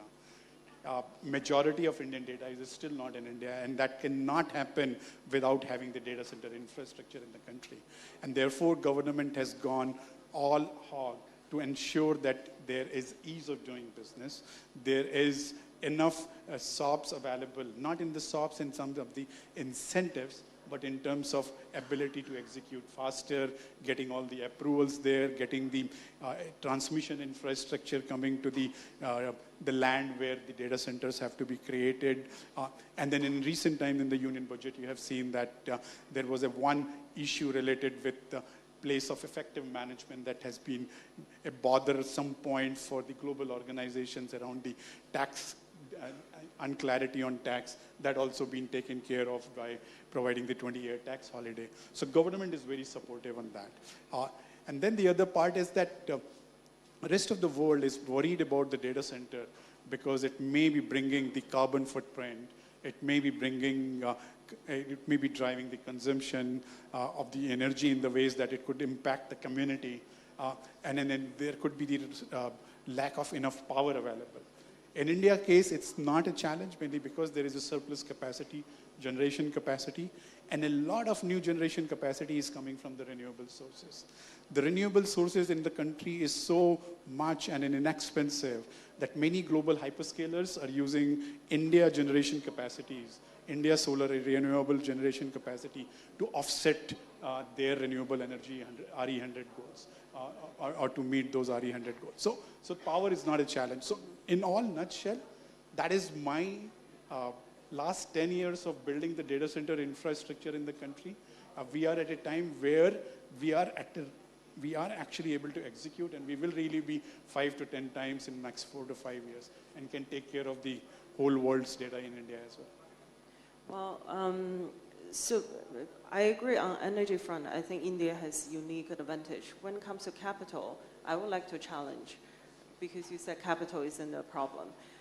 We are talking about 500 billion. You said Google is, what, 90 billion on CapEx this year? Altogether, hyperscalers, I think roughly 500 billion. The investment, based on our own report, I think so far the investment in AI infrastructure since 2010 has been roughly 600 billion, and that's growing at 33% a year to 400 billion per year. That is one of the largest capital allocation in the history.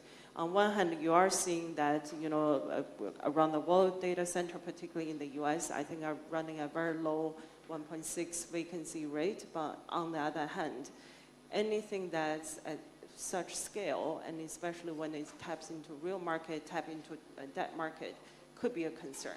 Anything any of you would like to comment in terms of the financing? And is there any better financing model? Because in the end, if we do say that AI could become public utility, there needs to be some sort of public-private partnership that's involved. Such. I think the market, at least as it relates to data center, single projects and a collection of projects, is starting to absorb on the debt side. So the debt capital markets continue to come up with new tools to absorb, whether it's stabilized or built assets that are already cash flowing, or new development. And in the US, you have things like securitization, both asset-backed securitizations and commercial mortgage-backed securitizations, et cetera. You have private placements to insurance capital. You have retail money that is trying to get into private markets. I don't think that's unique to the US. I think that all those channels will become available in all kind of major capital markets. That said, it's a big number, and it's a number that continues to grow. And it's not just independent developers, it's the hyperscalers themselves who are really spending 70–80% of the lion's share as well. So I think so long as the capital markets continue to innovate, the depth is there. We haven't really tested it yet because a lot of things that have been announced, a lot of capital that's gone into the ground is still in development. And so once those projects come online, the capital that funded those projects needs to be recycled out. I think that's when we'll really see, at least what is the debt, what are the financing markets able to withstand? I don't think we know. And the one thing I would add is, so not on the financing side, but on the demand side, I started off talking about innovation. And one dark horse that I think is worth thinking about is using AI to optimize AI. And we are seeing incredible efficiencies when you start applying AI to improve how we think about infrastructure, AI for chip design. We've had some phenomenal success in improving velocity, improving cost, AI for cooling, AI for efficiency. So I think that is a dark horse that it's not an exponential that's going to continue. I think you're going to have increasing efficiencies as well. Well, time flies when a good conversation carries on. I think we're almost at time. I just wanted to leave it to all of you for any closing thoughts you may have, particularly on how India could leverage the AI revolution in the next decade. As Partha was always saying, that AI for AI is the important aspect. So the way for the data centers and the way we are doing is that leverage AI in the infrastructure design, build, and operation as well. So that's the way forward. Yeah, I would just say I think it's a time when assumptions are being changed. And so that's a great equalizer when everybody is starting from scratch and rethinking assumptions. And so it's a great chance for us to do some really cool stuff together. I think just to build on that, it is an incredible time for us all to be here, to be doing this. I mean, not many of us get to live through 2 industrial revolutions in a lifetime between the internet and AI. I think it's pretty cool that we get to do this. But I think it also presents a lot of opportunities, as we've talked about right at the beginning and sort of these closing comments, that it is a great equalizer for a lot of nations and organizations, that AI is going to level the playing field for a lot of things. But the investments, the capital investment, the operational investment is we're going to be playing by very different rules. We don't even have the right frameworks, or we don't even have a precedence around how to measure the success or efficacy of these AI initiatives. We're seeing tons of capital being poured into AI initiatives. What defines success? So I think in the next 12 to 18 months, we're going to see what that looks like. What does a successful AI initiative look like at the enterprise level? Yeah, I think I'll simply say that the world's largest pool of talent and the world's largest pool of innovation between these 2 countries coming together will be the solution for making it inclusive AI. And the 2 countries and the population is adopting. So that itself will lead to an evolution and a revolution in terms of how we actually leverage AI. Just to add to that point, I think India's depth in terms of multicultural backdrop and languages and just the size of the population, I think will allow it, if it leverages AI effectively, to make societal and economic strides in just basic things like agriculture, healthcare, education, implementing laws, doing commerce. So I think India is uniquely positioned, and so the partnership between the U.S. and leveraging U.S. technology, and then leveraging it in the India use case, I think is a great opportunity.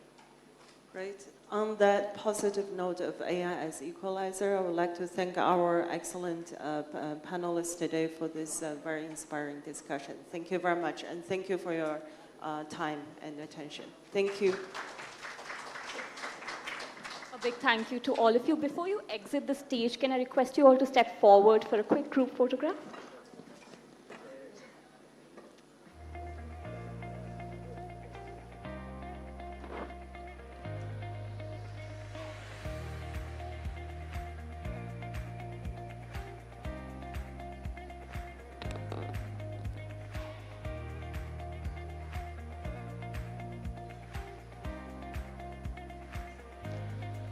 Ladies and gentlemen, we're going to dive straight into our next discussion for the day. This one will be a fireside conversation that will explore ways to train AI models while ensuring that privacy is protected. Joining us today are Karen Laveau, Chief Privacy, AI, and Data Responsibility Officer, MasterCard. May I please request you to join us on stage?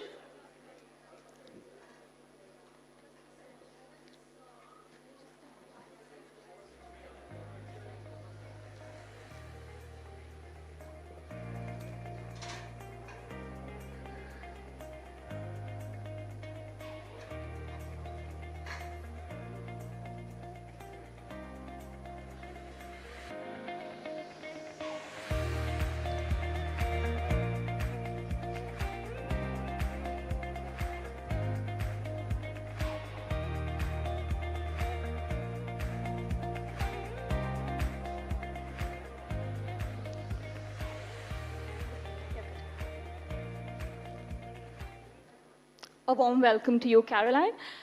We have with us Paula Goldman, Chief Ethical and Humane Use Officer, Salesforce. And finally, Rob Sherman, Vice President and Deputy Chief Privacy Officer, Meta. Rob would be joining us momentarily, but in the meantime, Paula, can I request you to commence this discussion? Thank you. Absolutely, absolutely. Hi, everyone. It's really wonderful to be here today, quite an honor. And I was really looking forward to this conversation because, as you all know, we're at this moment where AI has gone well beyond experiments into deep implementation, AI agents, and beyond. And the question, one of the pressing questions that I know we share in our day-to-day work is how do we scale AI with trust how do we make sure that as we scale productivity and wonderful gains and wonderful scientific advancements, that it doesn't come at the cost of individual privacy, data rights, and so on. And so I'm super thrilled to be joined here by Caroline Louveau from MasterCard. And we're just going to have a great conversation. So maybe I'll just start by saying, well, first of all, maybe you can describe your job. Yes, absolutely. I love to have that chat, just the two of us. Yeah, it's wonderful. So my job is to look at data and AI end to end to make sure that not only we comply with all the laws and regulations, but to be honest, that we also aligned with MasterCard's values or principles, because at the end of the day, using data and AI responsibly goes way beyond regulations. It's all about trust. I agree. But you mentioned regulation, and I'm curious how that factors into your work. So there's a diverse and, in some sense, fragmenting regulatory landscape. You're dealing with everything from GDPR to India's emerging privacy framework, which is very exciting. How do you operate sort of cohesively globally while also accounting for the particularities of different geographies? That's a great question, Paula. Thank you so much. And you're right. MasterCard is a global company, right? We are active in more than 200 countries, so we're truly global. And some crazy volume of transactions, right? Is that right? I think it's 150, right? Don't ask me the numbers. Okay. Crazy numbers of the transaction every single day. And you're right. Actually, one of the key challenges that we face is regulatory fragmentation. As we know, and as you know, the GDPR has had a lot of babies around the globe, but each baby has its own flavor and its own personality. And so we end up with really a patchwork of laws and regulations which introduce complex and fragmented standards. I often call it the alphabet soup of digital regulations. And of course, we talk about privacy, but also digital identity, cybersecurity, AI, open banking, all the banking regulations. So the list goes on and on and on. And to be honest, the soup gets spicier every single year. And then, of course, we have also a lot of chefs in the kitchen because many regulators want to regulate data and AI. And depending on who is going to take the lead, you may end up with very different outcomes because they pursue different objectives. So how do we handle? That's a question. I'm going to give you a recipe with 3 ingredients. So the first one is that it's really imperative to have a global set of principles that act as your North Star. And so at MasterCard, we have established data and tech responsibility principles that really guide everything that we do with AI and with data. They're very easy to understand for non-experts, and so it's really great to demystify the topic and to instill that culture of responsibility across the company. The second ingredient is, of course, to make sure that your principles are operational. And so we've developed a single global framework to embed these principles into the life cycle of all our innovations from day one. And actually, back in 2018, we've decided to take the GDPR as the baseline or the foundation to design all our innovations globally. And over the years, of course, we adjust the framework to embed local requirements. But our product teams, they like it so much better to have just one framework, even if it's a strict one, than having to deal with a multitude of local rules. And then maybe the third and last ingredient that I would like to give is that technology is also part of the solution. And we are exploring privacy-enhancing technologies. For example, clean rooms, synthetic data, homomorphic encryption.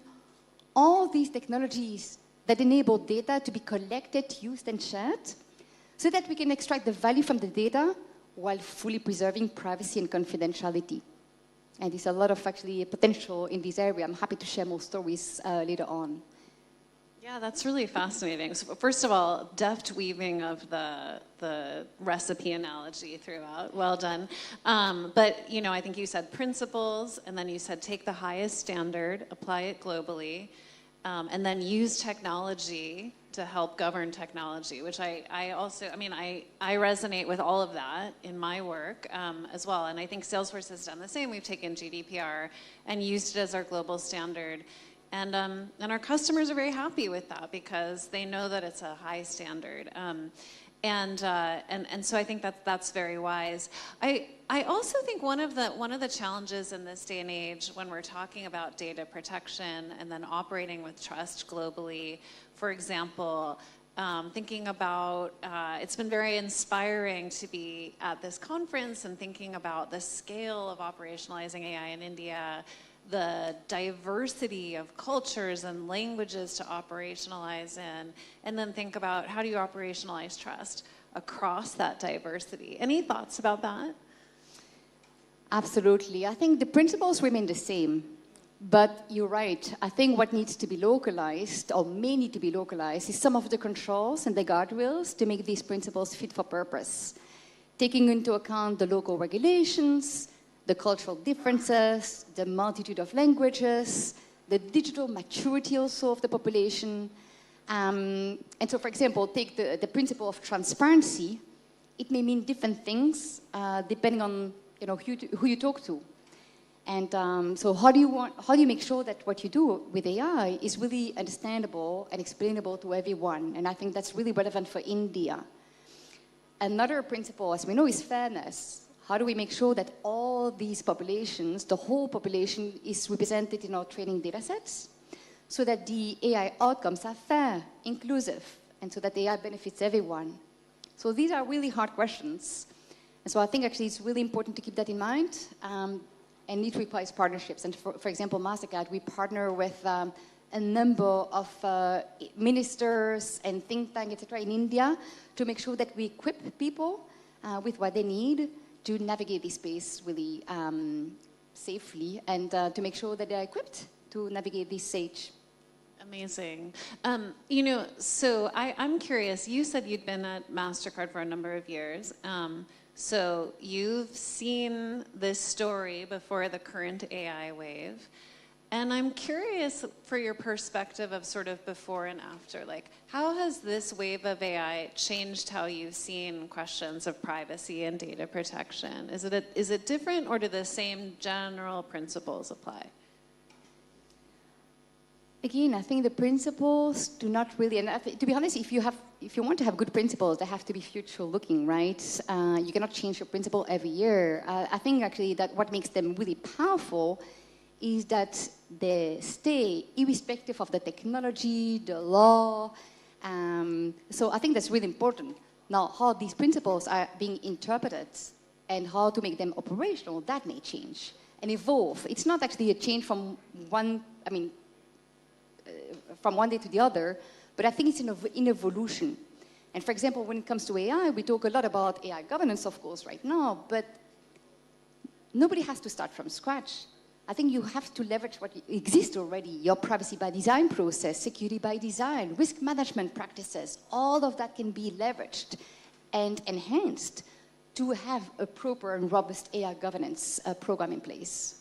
I agree. It's interesting, though, because I was thinking about this for Salesforce.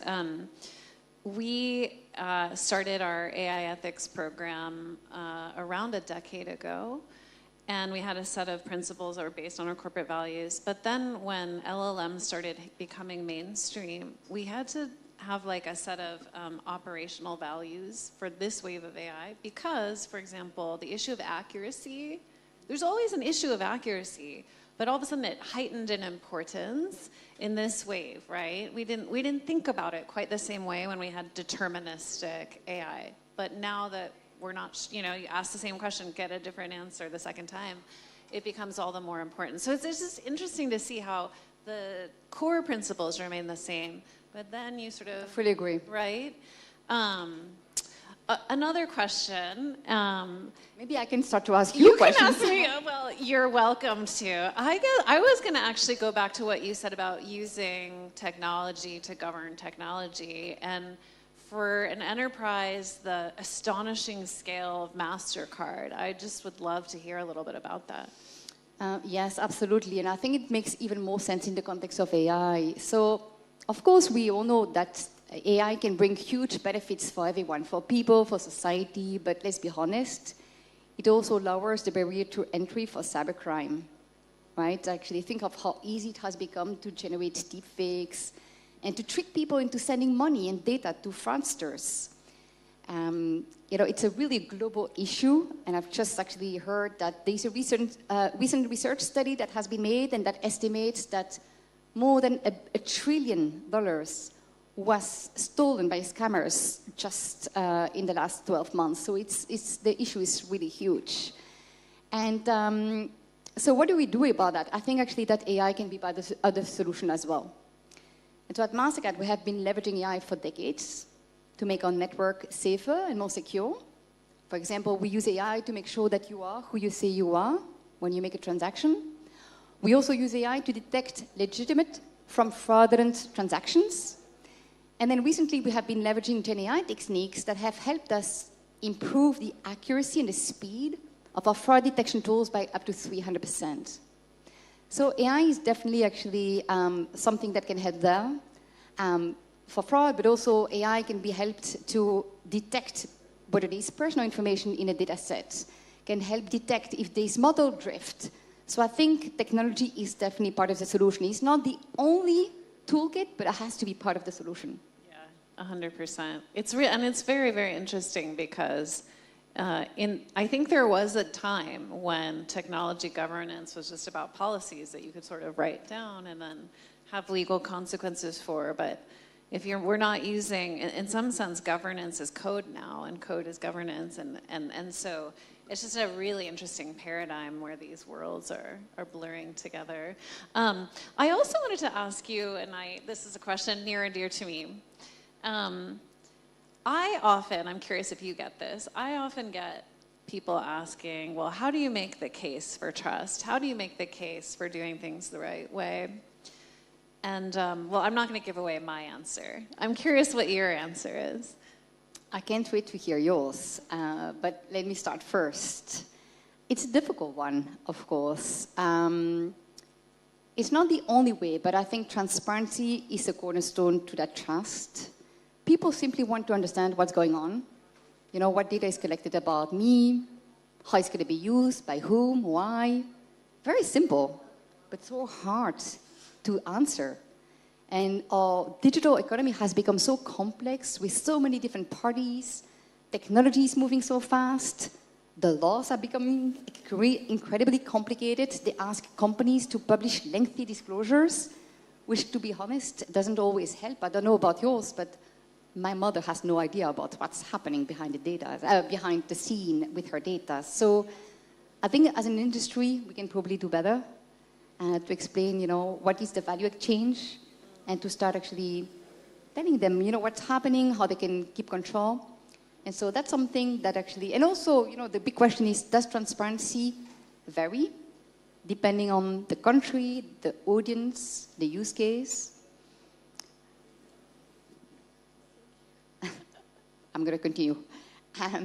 So for example, for us, it wouldn't really make sense to give very detailed information about how our AI fraud algorithms work. We would simply give ammunition to the fraudsters to game the system. So this is something that we're working on with other companies, and I'd love to hear your perspective to see, okay, what would good look like here? Yeah, well, it's interesting because, so Salesforce, we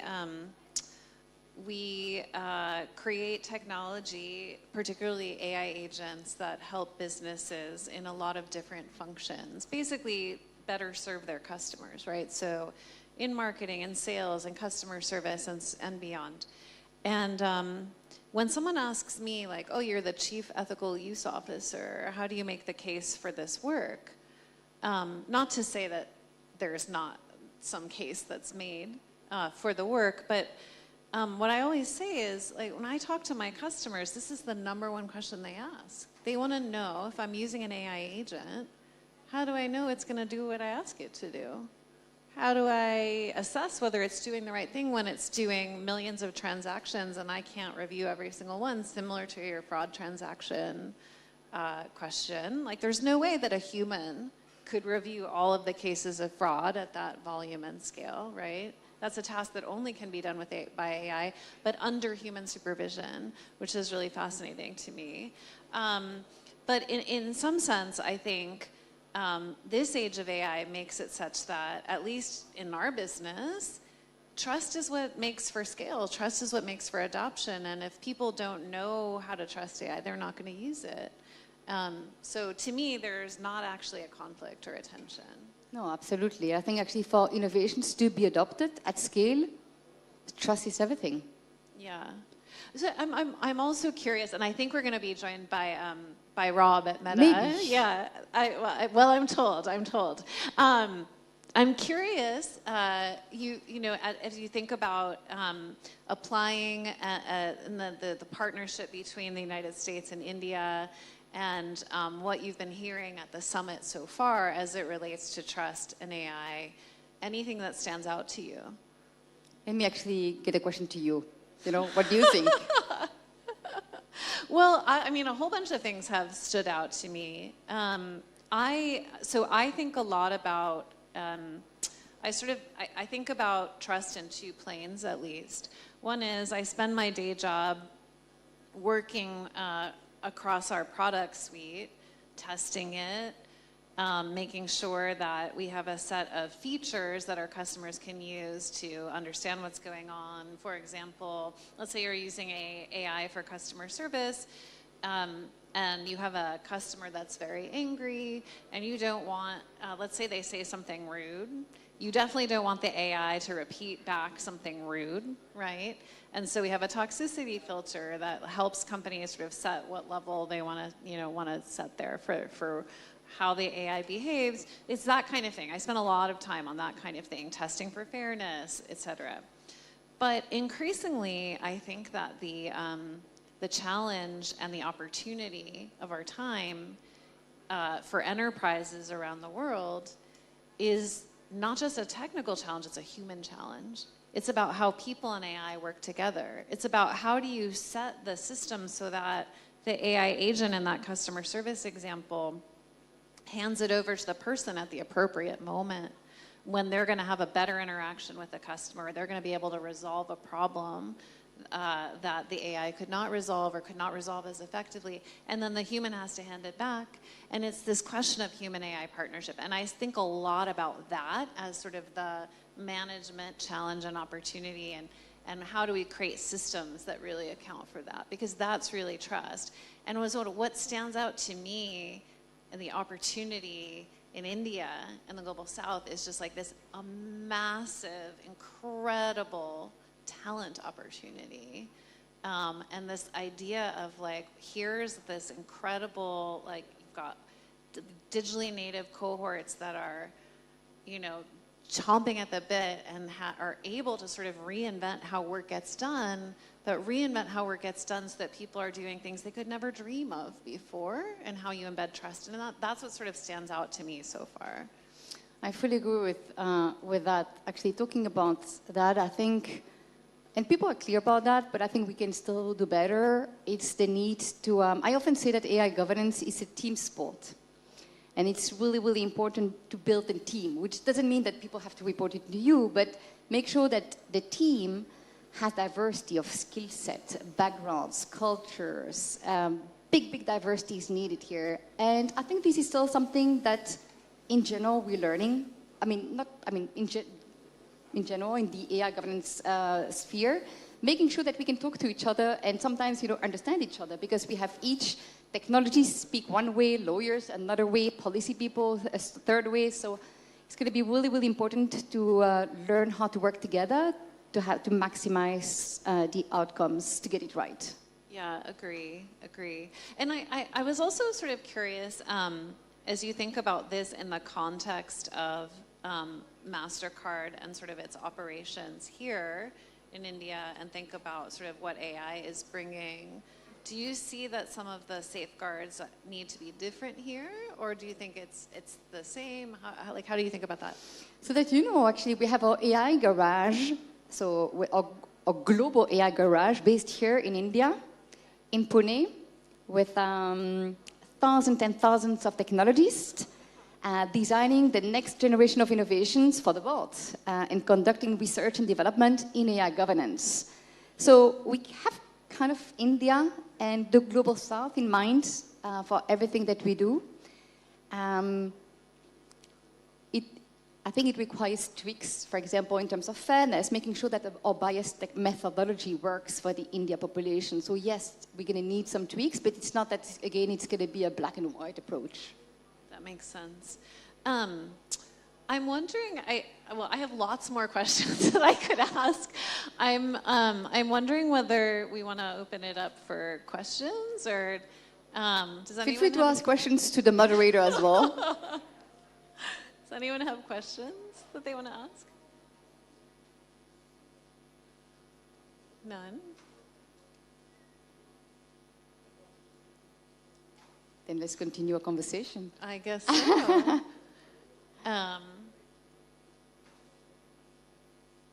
None. Can you say more about the India Garage and some of the innovations that are coming out from that?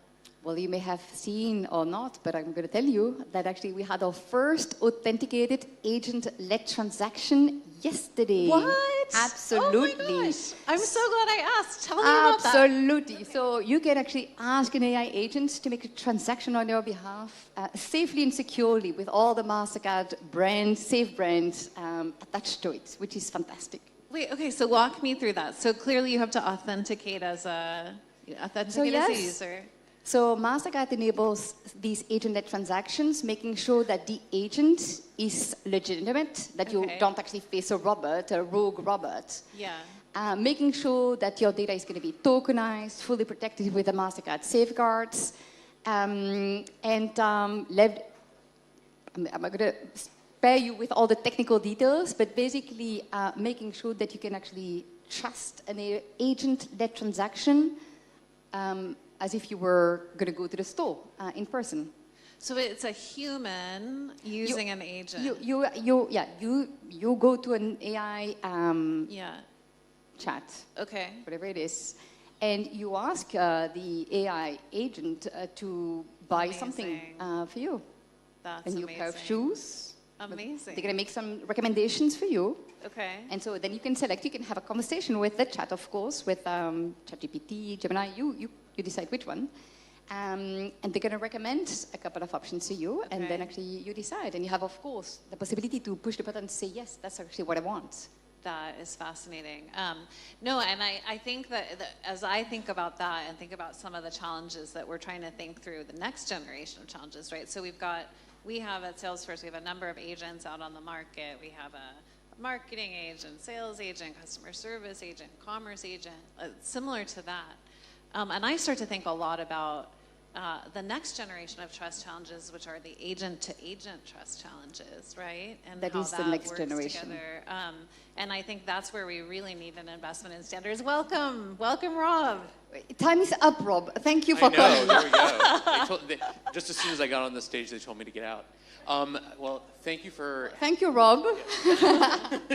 It is good to be here. I learned a very valuable and sad lesson about Delhi traffic today, but appreciate your patience. No, we're really thrilled to have you here, and we've been having this. Actually, I've been tickled because it's been a wonderful conversation, and we got to go pretty deep on a lot of different things. We were talking about. We solved everything. We Rob. solved it. Yeah. Good. So we've solved AI. We're done. And privacy. Yeah, we're done. We're done with it's all solved, but except for the agent-to-agent part. But well, I mean, maybe you can solve it for us. So I mean, largely we've been talking about the challenges of operating with AI with trust at global scale, regulatory diversity, cultural diversity, and so on. I know these challenges are not, you're not a stranger to that at Meta, and you also have a fascinating role. And here you are in India at this summit. Talk a little bit about that. How does it work when Meta is thinking about protecting privacy and protecting trust and data and so on, and you're operating in the context of such diversity of language, of culture, and so on. Talk a little bit about that. Well, I think it's a really interesting, and actually just as we were coming over there, my colleague and I were talking about why this aspect of what we do is interesting. And I joined the company 14 years ago to work on privacy. I came as a part of building up our first privacy program. And so this idea of trust that I know you guys have been talking about is really foundational. And I think anytime you introduce a new technology to the world, whether that's social media, whether that's artificial intelligence, trust is so critical, because the reality is people will only hire us collectively as an industry to do the jobs that we are trying to do for them if they feel that if they feel confident that we're going to do it well. And so I think one of the things that has been really interesting is both the need to understand the different cultures, the different legal requirements, and all of these kinds of things. Because for my company, and I think both of your companies too, that operate globally, understanding the diverse needs of our community is important. So for us, what that looks like is we actually have a comprehensive, what we call regulatory readiness program, that we use to sort of understand when there are new legal requirements, when there are new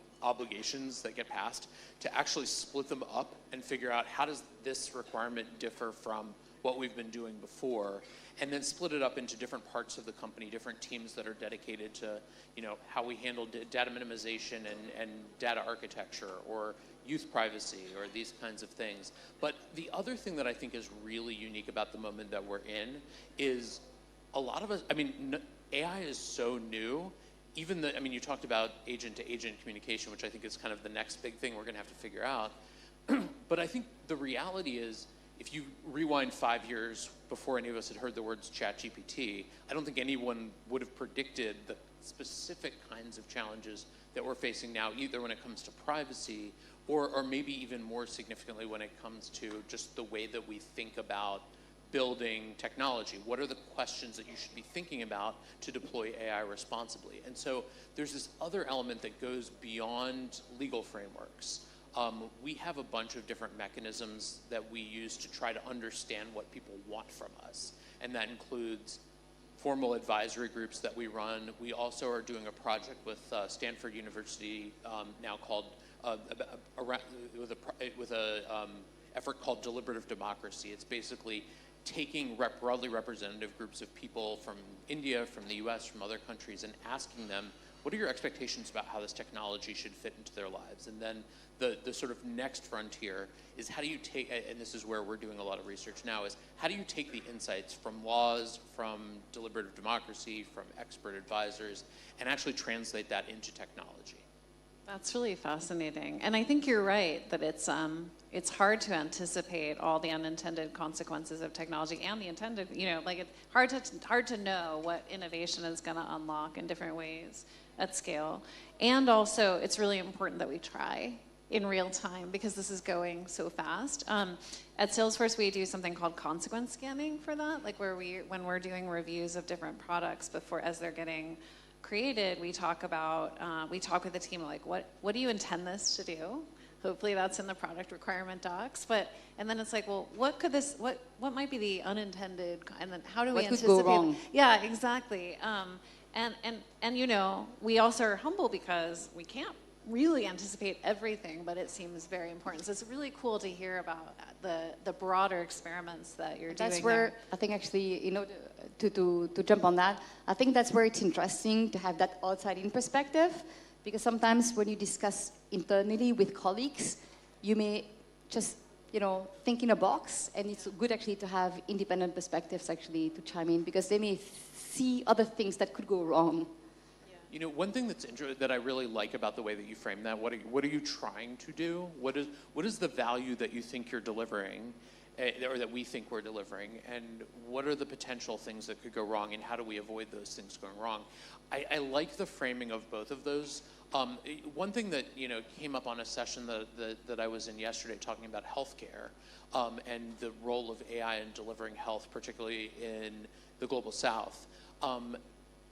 It was really striking to me, as a person that grew up as a privacy professional and has been spending a lot of time thinking about the role of data in AI particularly. it's very easy to get into this mode of saying, like, I'm going to spot all the risks. And that's super important. It's incredibly important because nobody wants to be putting technology out into the world that's harmful. But one of the things that I think was really acute in the discussion of the role of AI in enabling things like cancer diagnosis at scale, particularly in communities that don't have access to a radiologist, you know, in giving mothers and children timely access to wellness information that's personalized to them on WhatsApp, like these kinds of things that just weren't attainable a couple of years ago. And you know, somebody made the point, like, what's the risk of not deploying the technology? Because I think if you don't ask the first question that you asked, then the answer is always no, we shouldn't do this. But then you're actually leaving a lot of, certainly a lot of value for the people that you're serving on the table, but in that example, actually potentially like life-saving measures are left on the table. Yeah, no, and these are really hard questions because you're right, it's a balance of risks, and the question is who decides and so on. And so I was also curious if you might talk a little bit about kind of thinking about all these changing global policy regimes. We talked a little bit about this fragmentation of policy, but how do you think about it? How do you operate within this kind of very dynamic policy environment? Carefully.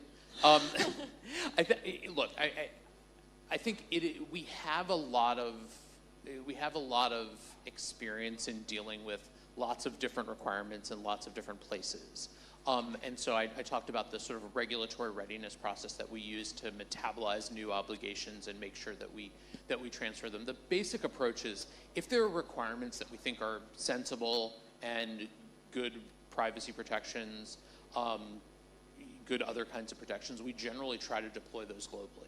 And so wherever we can, we go to instead of the least common denominator, the highest common denominator. Obviously, there are things that are specific to jurisdictions. You have to make a particular kind of disclosure in a particular place.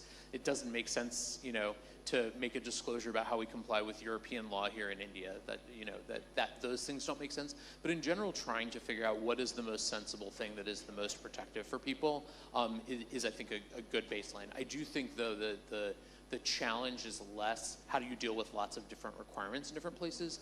And because AI is so novel and the current iteration of AI is so novel, we end up in this space where there isn't just consensus, even among regulators, about what the law requires or what's expected. And so it becomes a more nuanced discussion about how do we enable a future that we all want when we don't know for sure what is necessary to deliver it. That makes a lot of sense. Well, we don't have a ton of time left, so maybe I'll kind of ask one last question of both of you, which is, as you think about this kind of a landscape of trust and AI and how trust can unlock AI at scale and adoption at scale, and we look at this incredible group of business leaders and entrepreneurs and so on, what sort of, what call to action do you have around trust in AI? I think we need to build the future that we want, and that means being clear about what it needs to deliver, sort of similar to what you were saying about what do we want out of this technology. And I think particularly being here in India at this moment and hearing from a lot of businesses, a lot of developers who are using AI, understanding what you need out of the technology we are building, that's critical. And then also what you expect out of us when we deliver it. Okay. I think those things are important. And then I think actually like working together to deliver that future is going to be really critical. And a lot of the discussions we've been having at the summit are really about what does it take tactically, whether that's data set releases, whether that's evaluations, whether that's collaboration on policy frameworks. What are the things that we need to be doing together as a community and really working to deliver them? Want to bring us home? I'm going to build on that. Given that the technology is evolving so fast, and to be honest, no one has all the answers. No government, no company, no individual. The only way for us to build trust is to work together, share ideas, challenges, best practices, and create that future together. Well said. It's a mic drop moment. Music to my heart. Thank you all, and please Please join me in thanking Rob. Thank you, and Paula. Karen. Thank you, Paula. Big thank you to all of you. We do appreciate that you could join us today. Before you exit the stage, we would like a quick group photograph, please. Rob, if you could join us.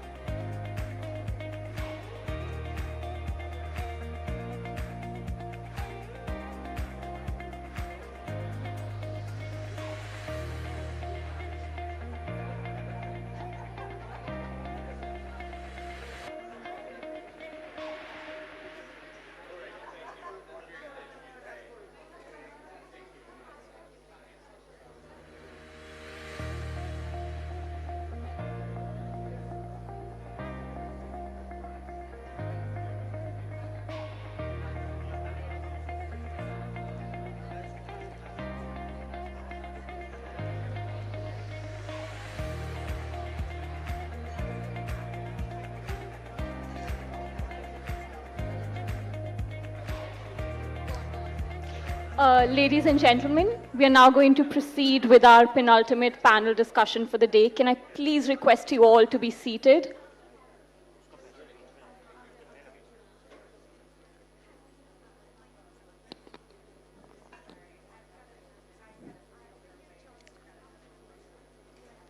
Ladies and gentlemen, I'm going to quickly introduce our next panel discussion titled Unleashing Human Potential in the Age of Intelligence. This discussion will examine the tools, platforms, and strategies required to build an AI-ready global workforce. Please join me in welcoming our distinguished speakers to the stage. Joining us are Vijay Guntur, CTO, HCL Tech. Vijay, could I please request you to join us?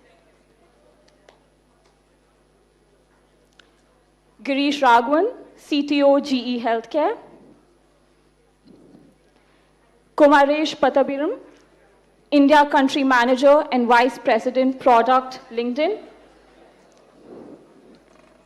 It's my pleasure to introduce Mr. Rohit Kumar Singh, former Secretary to the Government of India and Chair of the Global Value Chains Committee and advisor to the board of USISPF. And finally, our moderator for this discussion, Harjeev Singh, founder and CEO, Cambrian Edge AI.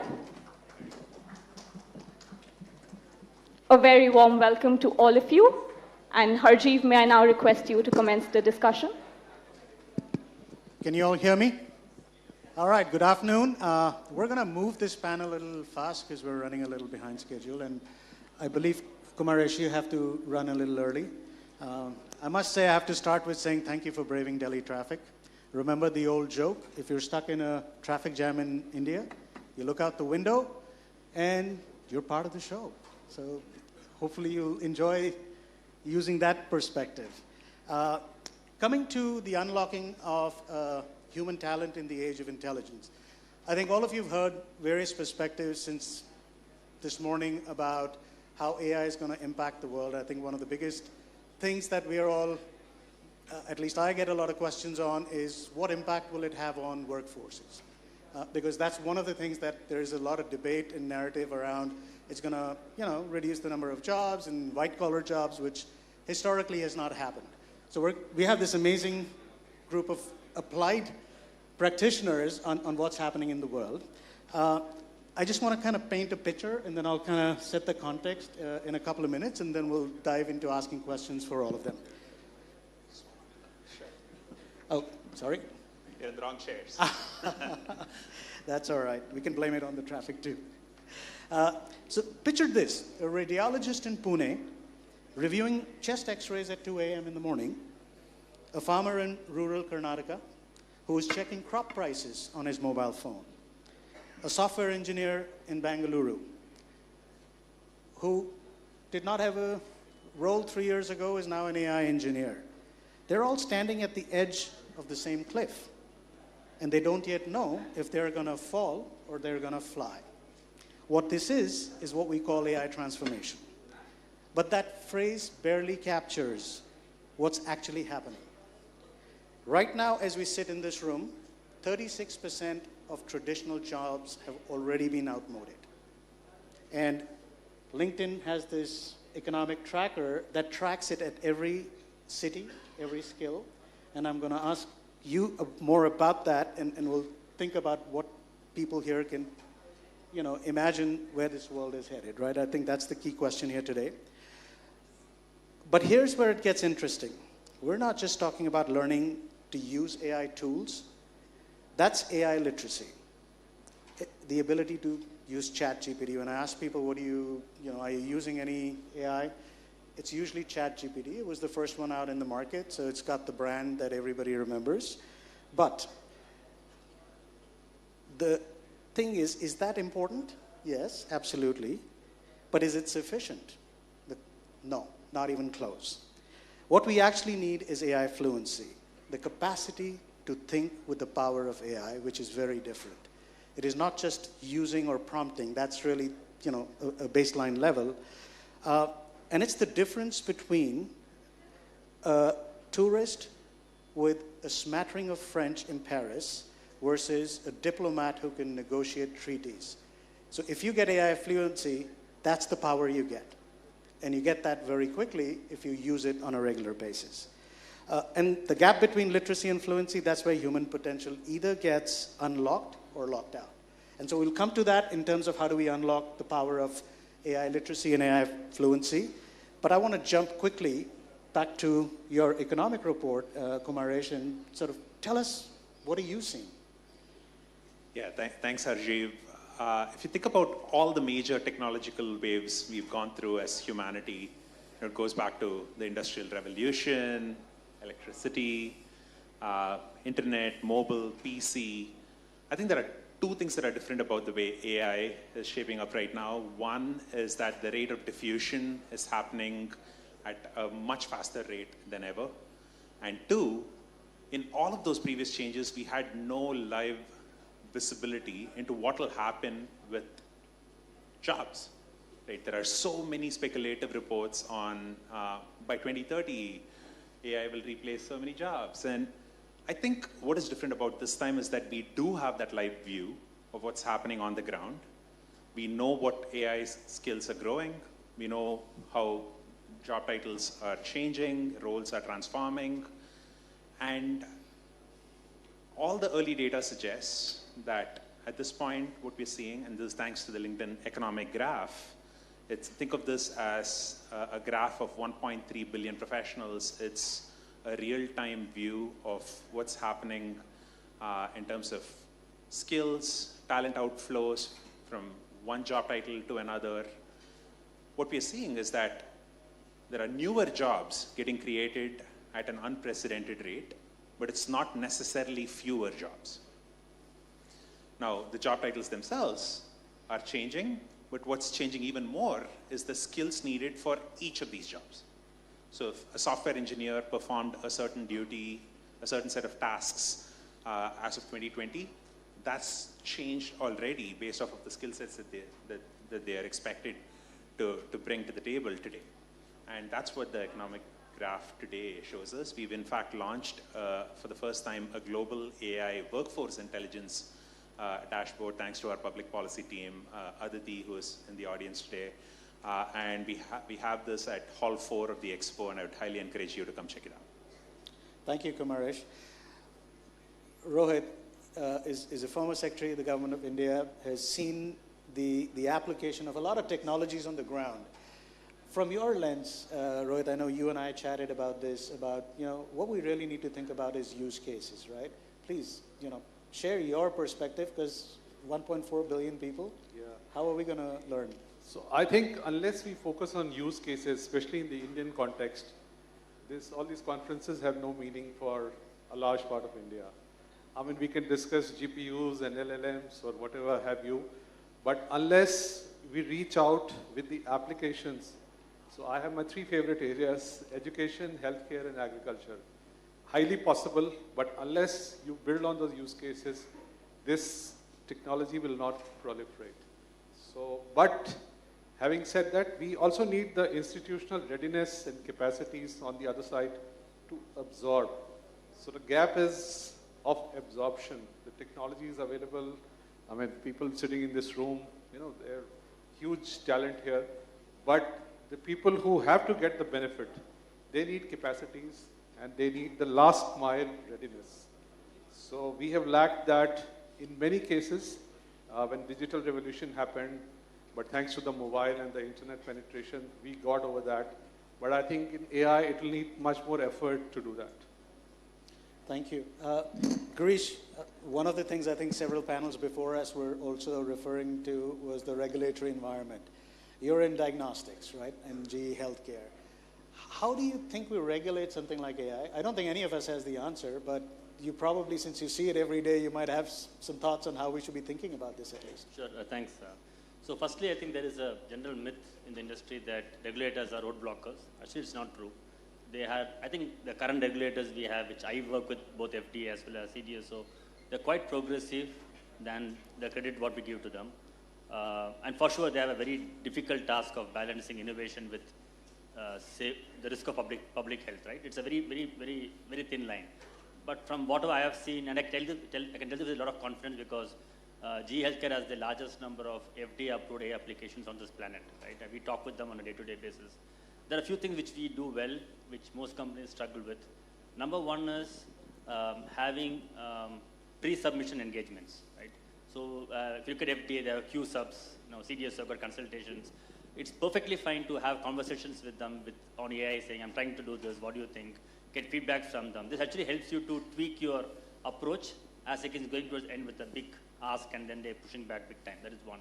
Second thing, what I've seen, a lot of companies try to, where they make a mistake, is they try to build new pathways. It's very difficult to build new pathways. There are existing pathways which have been built by the regulatory framework. What we have to do as devices or diagnostics or anybody from a regulatory framework is to ensure you're able to adapt that framework to meet your needs as against trying to design new frameworks, which actually it's like talking to a wall because it takes years and decades to change the frameworks what we have. The third, most importantly, is that build substantive, I would say, equivalence to predicate. If you do that, it's very helpful because many companies don't do that enough. You have to always ensure that you're building substantive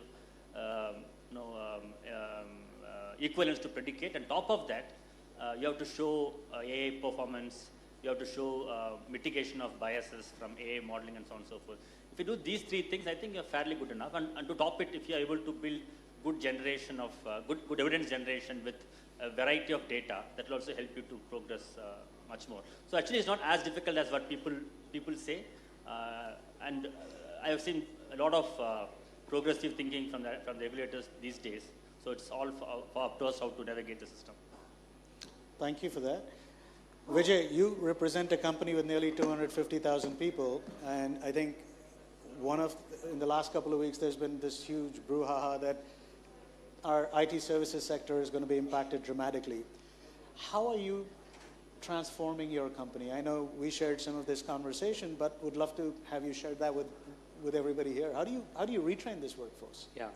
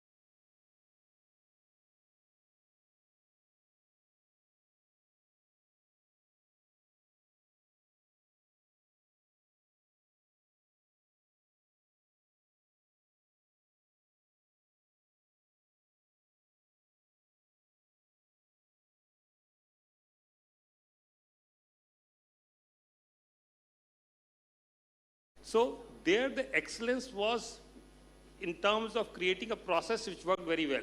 So someone could outsource work and you did it and gave it back. As long as the process you were following religiously, everything was well. Here, one, you need to have data, good quality data. Second is, you need to have more focus on development, unlike services. And third is, we need to have infrastructure. You need these three things to be able to create the AI talent in the colleges that you just mentioned. The good news is the government is actually totally seized of this matter, and they have announced several programs to ramp up capacities in this regard. The last part is the research and development part. And if you ask me, my own experience in the government and outside the government, when I was outside the government, I am convinced that India has the capacity to do the R&D if the frameworks and the policy frameworks are such which encourage such development of applications. We spoke about agriculture. Who's going to make the applications for agriculture? We spoke about health. Who's going to make those applications? If you create the right access to data, compute, and the third thing, you are going to get the various applications. I will again come back to my experience in UPSC. Some of the very challenging problems that we were facing, we actually asked, we did an AI challenge, and today or yesterday, I think some of those startups who actually came up and delivered for us were recognized in the AI Summit because they created solutions. To my mind, they're as good as the best that exists in that particular domain of AI in the world. So, once you create... This is quite big coming from you for them. And so, therefore, the point is that I have absolutely no doubt we have the talent. If the requisite... But are you confident, sir, that we are going to ensure our target of, employment guarantee for everyone, or rather like 100 million jobs for Indians? Oh, so, here the beauty is, first of all, we must realize these are not only technical jobs. We'll need people who will create the models and the applications which I spoke about. But we're going to need a lot of people who will actually determine the governance, the policy, the ethics, and so forth. Because these are going to get changed a lot. And many of our existing models will need to undergo change with AI coming in. And therefore, there will be jobs for different people. And I think that going forward, the question is not whether we are losing jobs. The question is how many new jobs that we are creating. And the question is, it's not only us that we need jobs. If we are able to skill these people on both the technical side and the governance side, we have the opportunity to create manpower for the world, where people will come and will seek talent from India. You don't have to go and offer them that. So I think the big opportunity of creating 100 million jobs in AI for India, that is one of the things that I cover in my book, is how we can actually become a global supplier of AI for the world. And this window is small. This window is small. We need to do this so that we can supply manpower to the rest of the world. And that's something I would encourage readers to have a look. Surely, and that's why I think within the small span of time, your book has become a bestseller in the AI category. Congratulations for that. But let me take you backward to your previous role as Defense Secretary. You were the one who actually implemented many AI initiatives for the defense forces, for the armed forces. And we have seen, when you inaugurated, along with the Raksha Mantri, the 75 AI-enabled projects for the armed forces. How do you see, the transformation of Indian armed forces, making them more agile in terms of, and more network-centric with the capability of artificial intelligence? So I must share this small story with you. I had just got posted as Secretary Defense Production in 2017, and I'd gone from METI. So when I went there, General Bipin Rawat used to be the Chief of Army Staff, late General Bipin Rawat, who later on became the first CDS of India. Great man, great friend. So on one of my early meetings with him, we were discussing it, and since I had come from IT, this was still, one of my passions. So I said, look, what are the armed forces doing about AI? So he said, and that's why I'm saying he's so great. He said, look, we really haven't started using AI, and why don't you do come and give us a briefing? So I said, sure, I'll do that.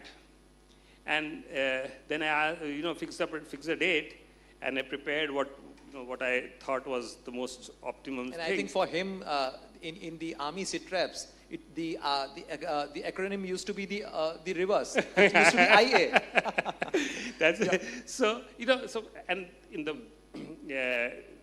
ops room, which is the, one of the places where many of these briefings take place, I go there on appointed day, and lo and behold, he had every 3-star general of the army sitting there in that room. And he said, and that's a big deal, because I can't remember in all my 5+ years in MOD when every single 3-star was there. And of course, I made my presentation. The point I'm making is, most of them had not done anything about AI, and I'll come back to this. But he saw that this is something which everyone should hear about. And that's where the vision of a man counts, Yes. Of course, that meeting led to, there in that discussion, we decided to create a task force. And the first time in MOD, we created a task force which was not headed by a bureaucrat or by an armed forces officer, but by an industrialist. And guess who? Chandra, the current chair, in fact, then chairman of Tata Sons. He just moved from TCS to Tata Sons that time. He chaired that committee. And that committee created, gave its recommendations, which got implemented. And this happened in 2018. And within next 3 years, 2022, we had 75 applications. But armed forces, once they take a view and decide, they do it in very professional, systematic way. Each service deputed officers to IITs to train them on AI. They started creating data infrastructure. They created. So after that, there has been a tremendous momentum. And while I was talking about startups, defense is one place where, within the government, there has been systematic way in which adoption of AI has taken. And I think that's a great example of how AI could move. And today, in large number of applications, we see this within the defense.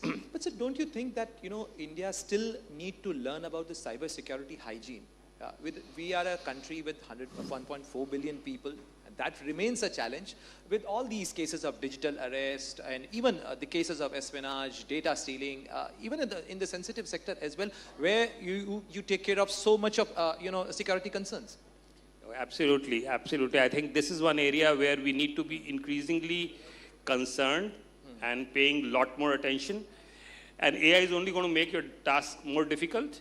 So AI is kind of, it works both ways. It's going to help you, tell you what your vulnerabilities are, but you still need to plug those vulnerabilities. But AI is also helping all the rogue elements to actually go and hack your system, attack your system in ways which were not possible humanly in the past. So I think this task is becoming more and more difficult. In the end, it's a cat and mouse game. My feeling is that you need to, I covered this as one of the aspects.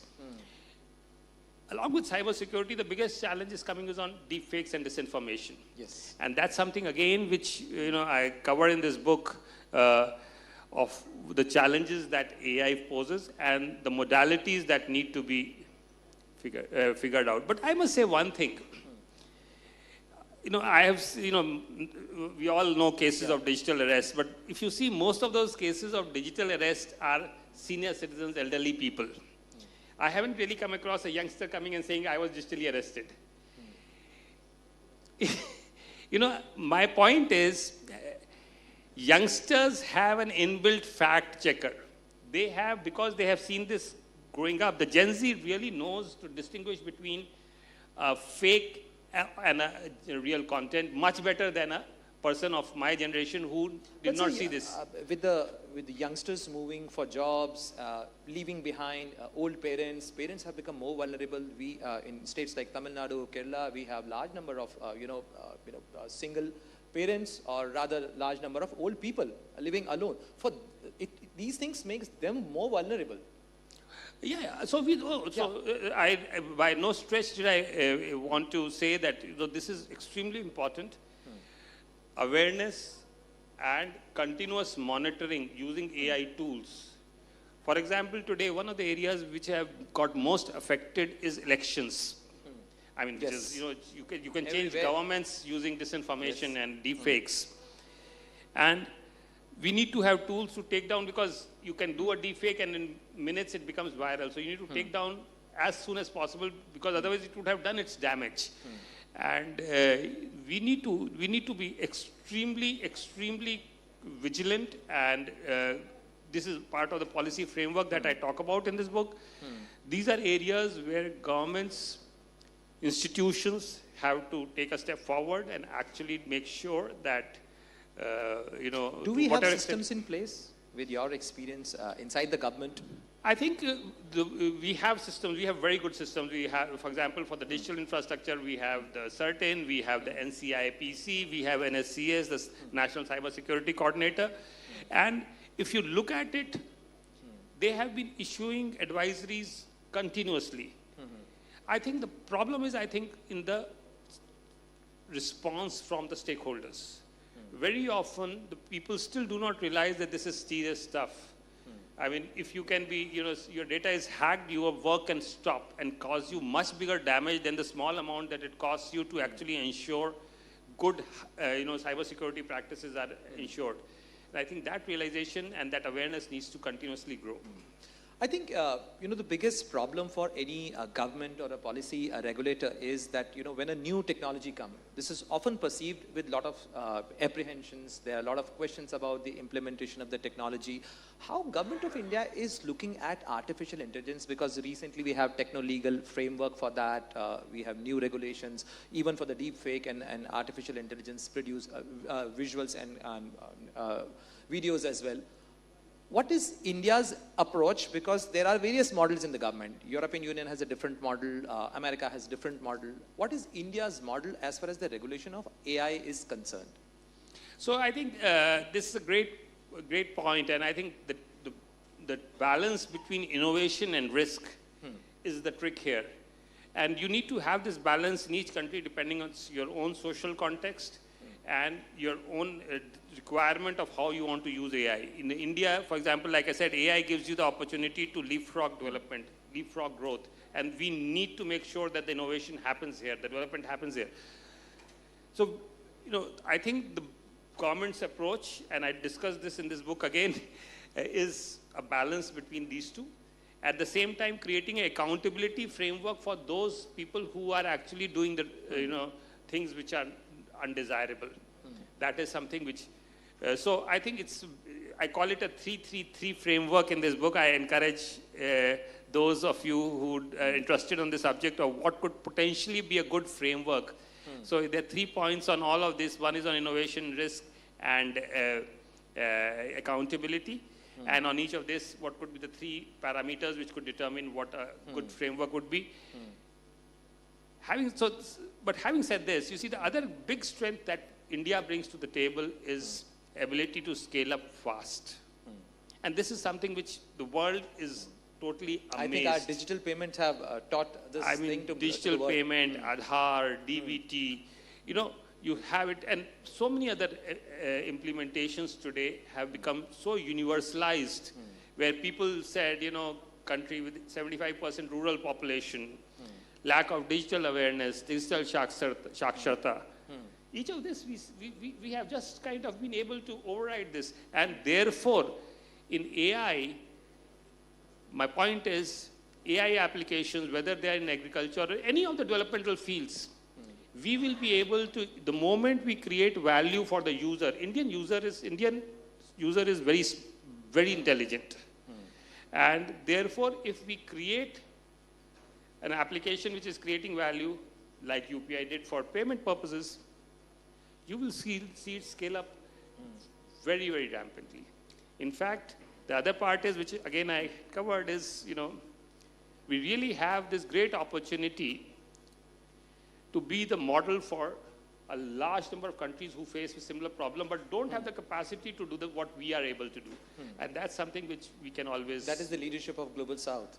That's the leadership of Global South, absolutely. Since we are having this conversation under the banner of USISPF, I would like you to reflect upon another AI, which is America and India partnership. And I think, incidentally, that LLM is not responding or not giving very desired or very pleasing answers right now. But what do you see the future of that partnership, where artificial intelligence or ICETE initiative between India and the United States, how that progressing, leaving aside the political aspect of it? I think, my own feeling is, and having seen this both in IT and in defense, there is a huge opportunity and growth of relationship between India and US. And this relationship is, if you look at it historically, in the Cold War era, there was really no relationship. How did the relationship build up? It got built up through industry and people-to-people contact. For a long time, the government came into the business of India-US relationship only in 2000. When the first military agreement was signed between India and US in 2000. Before that, the relationship was actually working so well between industry and people-to-people. And then from 2000 onwards, and I have been closely associated with that work personally, we saw a tremendous amount of, coming together, relationship becoming more friendly and warm, and trust got developed. A lot of foundational agreements got signed. My point is, I think if you look at the fundamentals of this relationship, which started this relationship, whether it was industry to industry, whether it's people to people, those are as strong as ever. And therefore, to my mind, I think the democratic value systems that we believe are very much there. I only see further deepening of these ties. You can always have local, small aberrations from time to time. But small interruptions. In the macro, if you look at the macro picture, I think this relationship is only going in one direction. I must say that I have personally known of people who are still working on projects, on their projects with India, and Indian projects on the US side, US projects on the Indian side, and those are going on extremely well. So I think the industry-to-industry relationship is there, the people-to-people relationship is there. But so do you think that the new political policies, the H-1B visa policy, the disruption in the IT industry can actually derail some of those projects? So the water will flow where there, as per the slope. So if India has the right talent, and if US needs more talent, I think that will give you the answer. You made a very interesting reference about China in your book. And you actually appreciated the way China actually took that technological leap and, in fact, broke the glass ceiling and came to that high table of decision-making and that power table. Where do you see India vis-a-vis China as far as that competition and presence on that high table of decision-making and framing the rules of the game? Yeah, so, on China, the book really says that, China has followed a very different model, and that suited their system. India cannot possibly follow that model, but because we are not a closed society, we have democracy and a vibrant democracy, in fact, sometimes too vibrant and too noisy, if I may use that word. So we really have to follow the model of innovation. I mean, there are two models. You close your system and create a application which would be relevant to you, and use that application, scale it up. And most of these technologies, because of network externalities, once they reach a certain scale, then they create a certain value, and then people come on those platforms. This is what China did.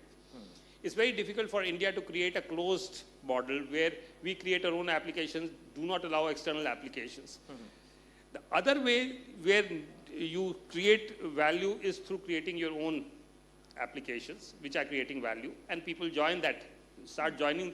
The moment people join those applications, those become big enough to be sustained. And you saw then, at least in the DPI, you have seen them, how that model has succeeded very well. So India's model is more inclusive. It's more inclusive, more participative, and innovation-led. So you have to create something.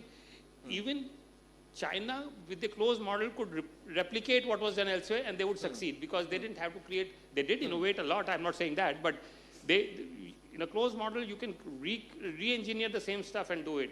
But we will have to innovate, and create value. I think we are running out of time, but in the last, I want you to reflect upon another AI, which is maybe like Amrit Kal of India. Bharat 2047, the vision which many people are working for, making India a developed country by 2047. Do you actually believe that AI can actually bring Amrit Kal for India? Oh, absolutely.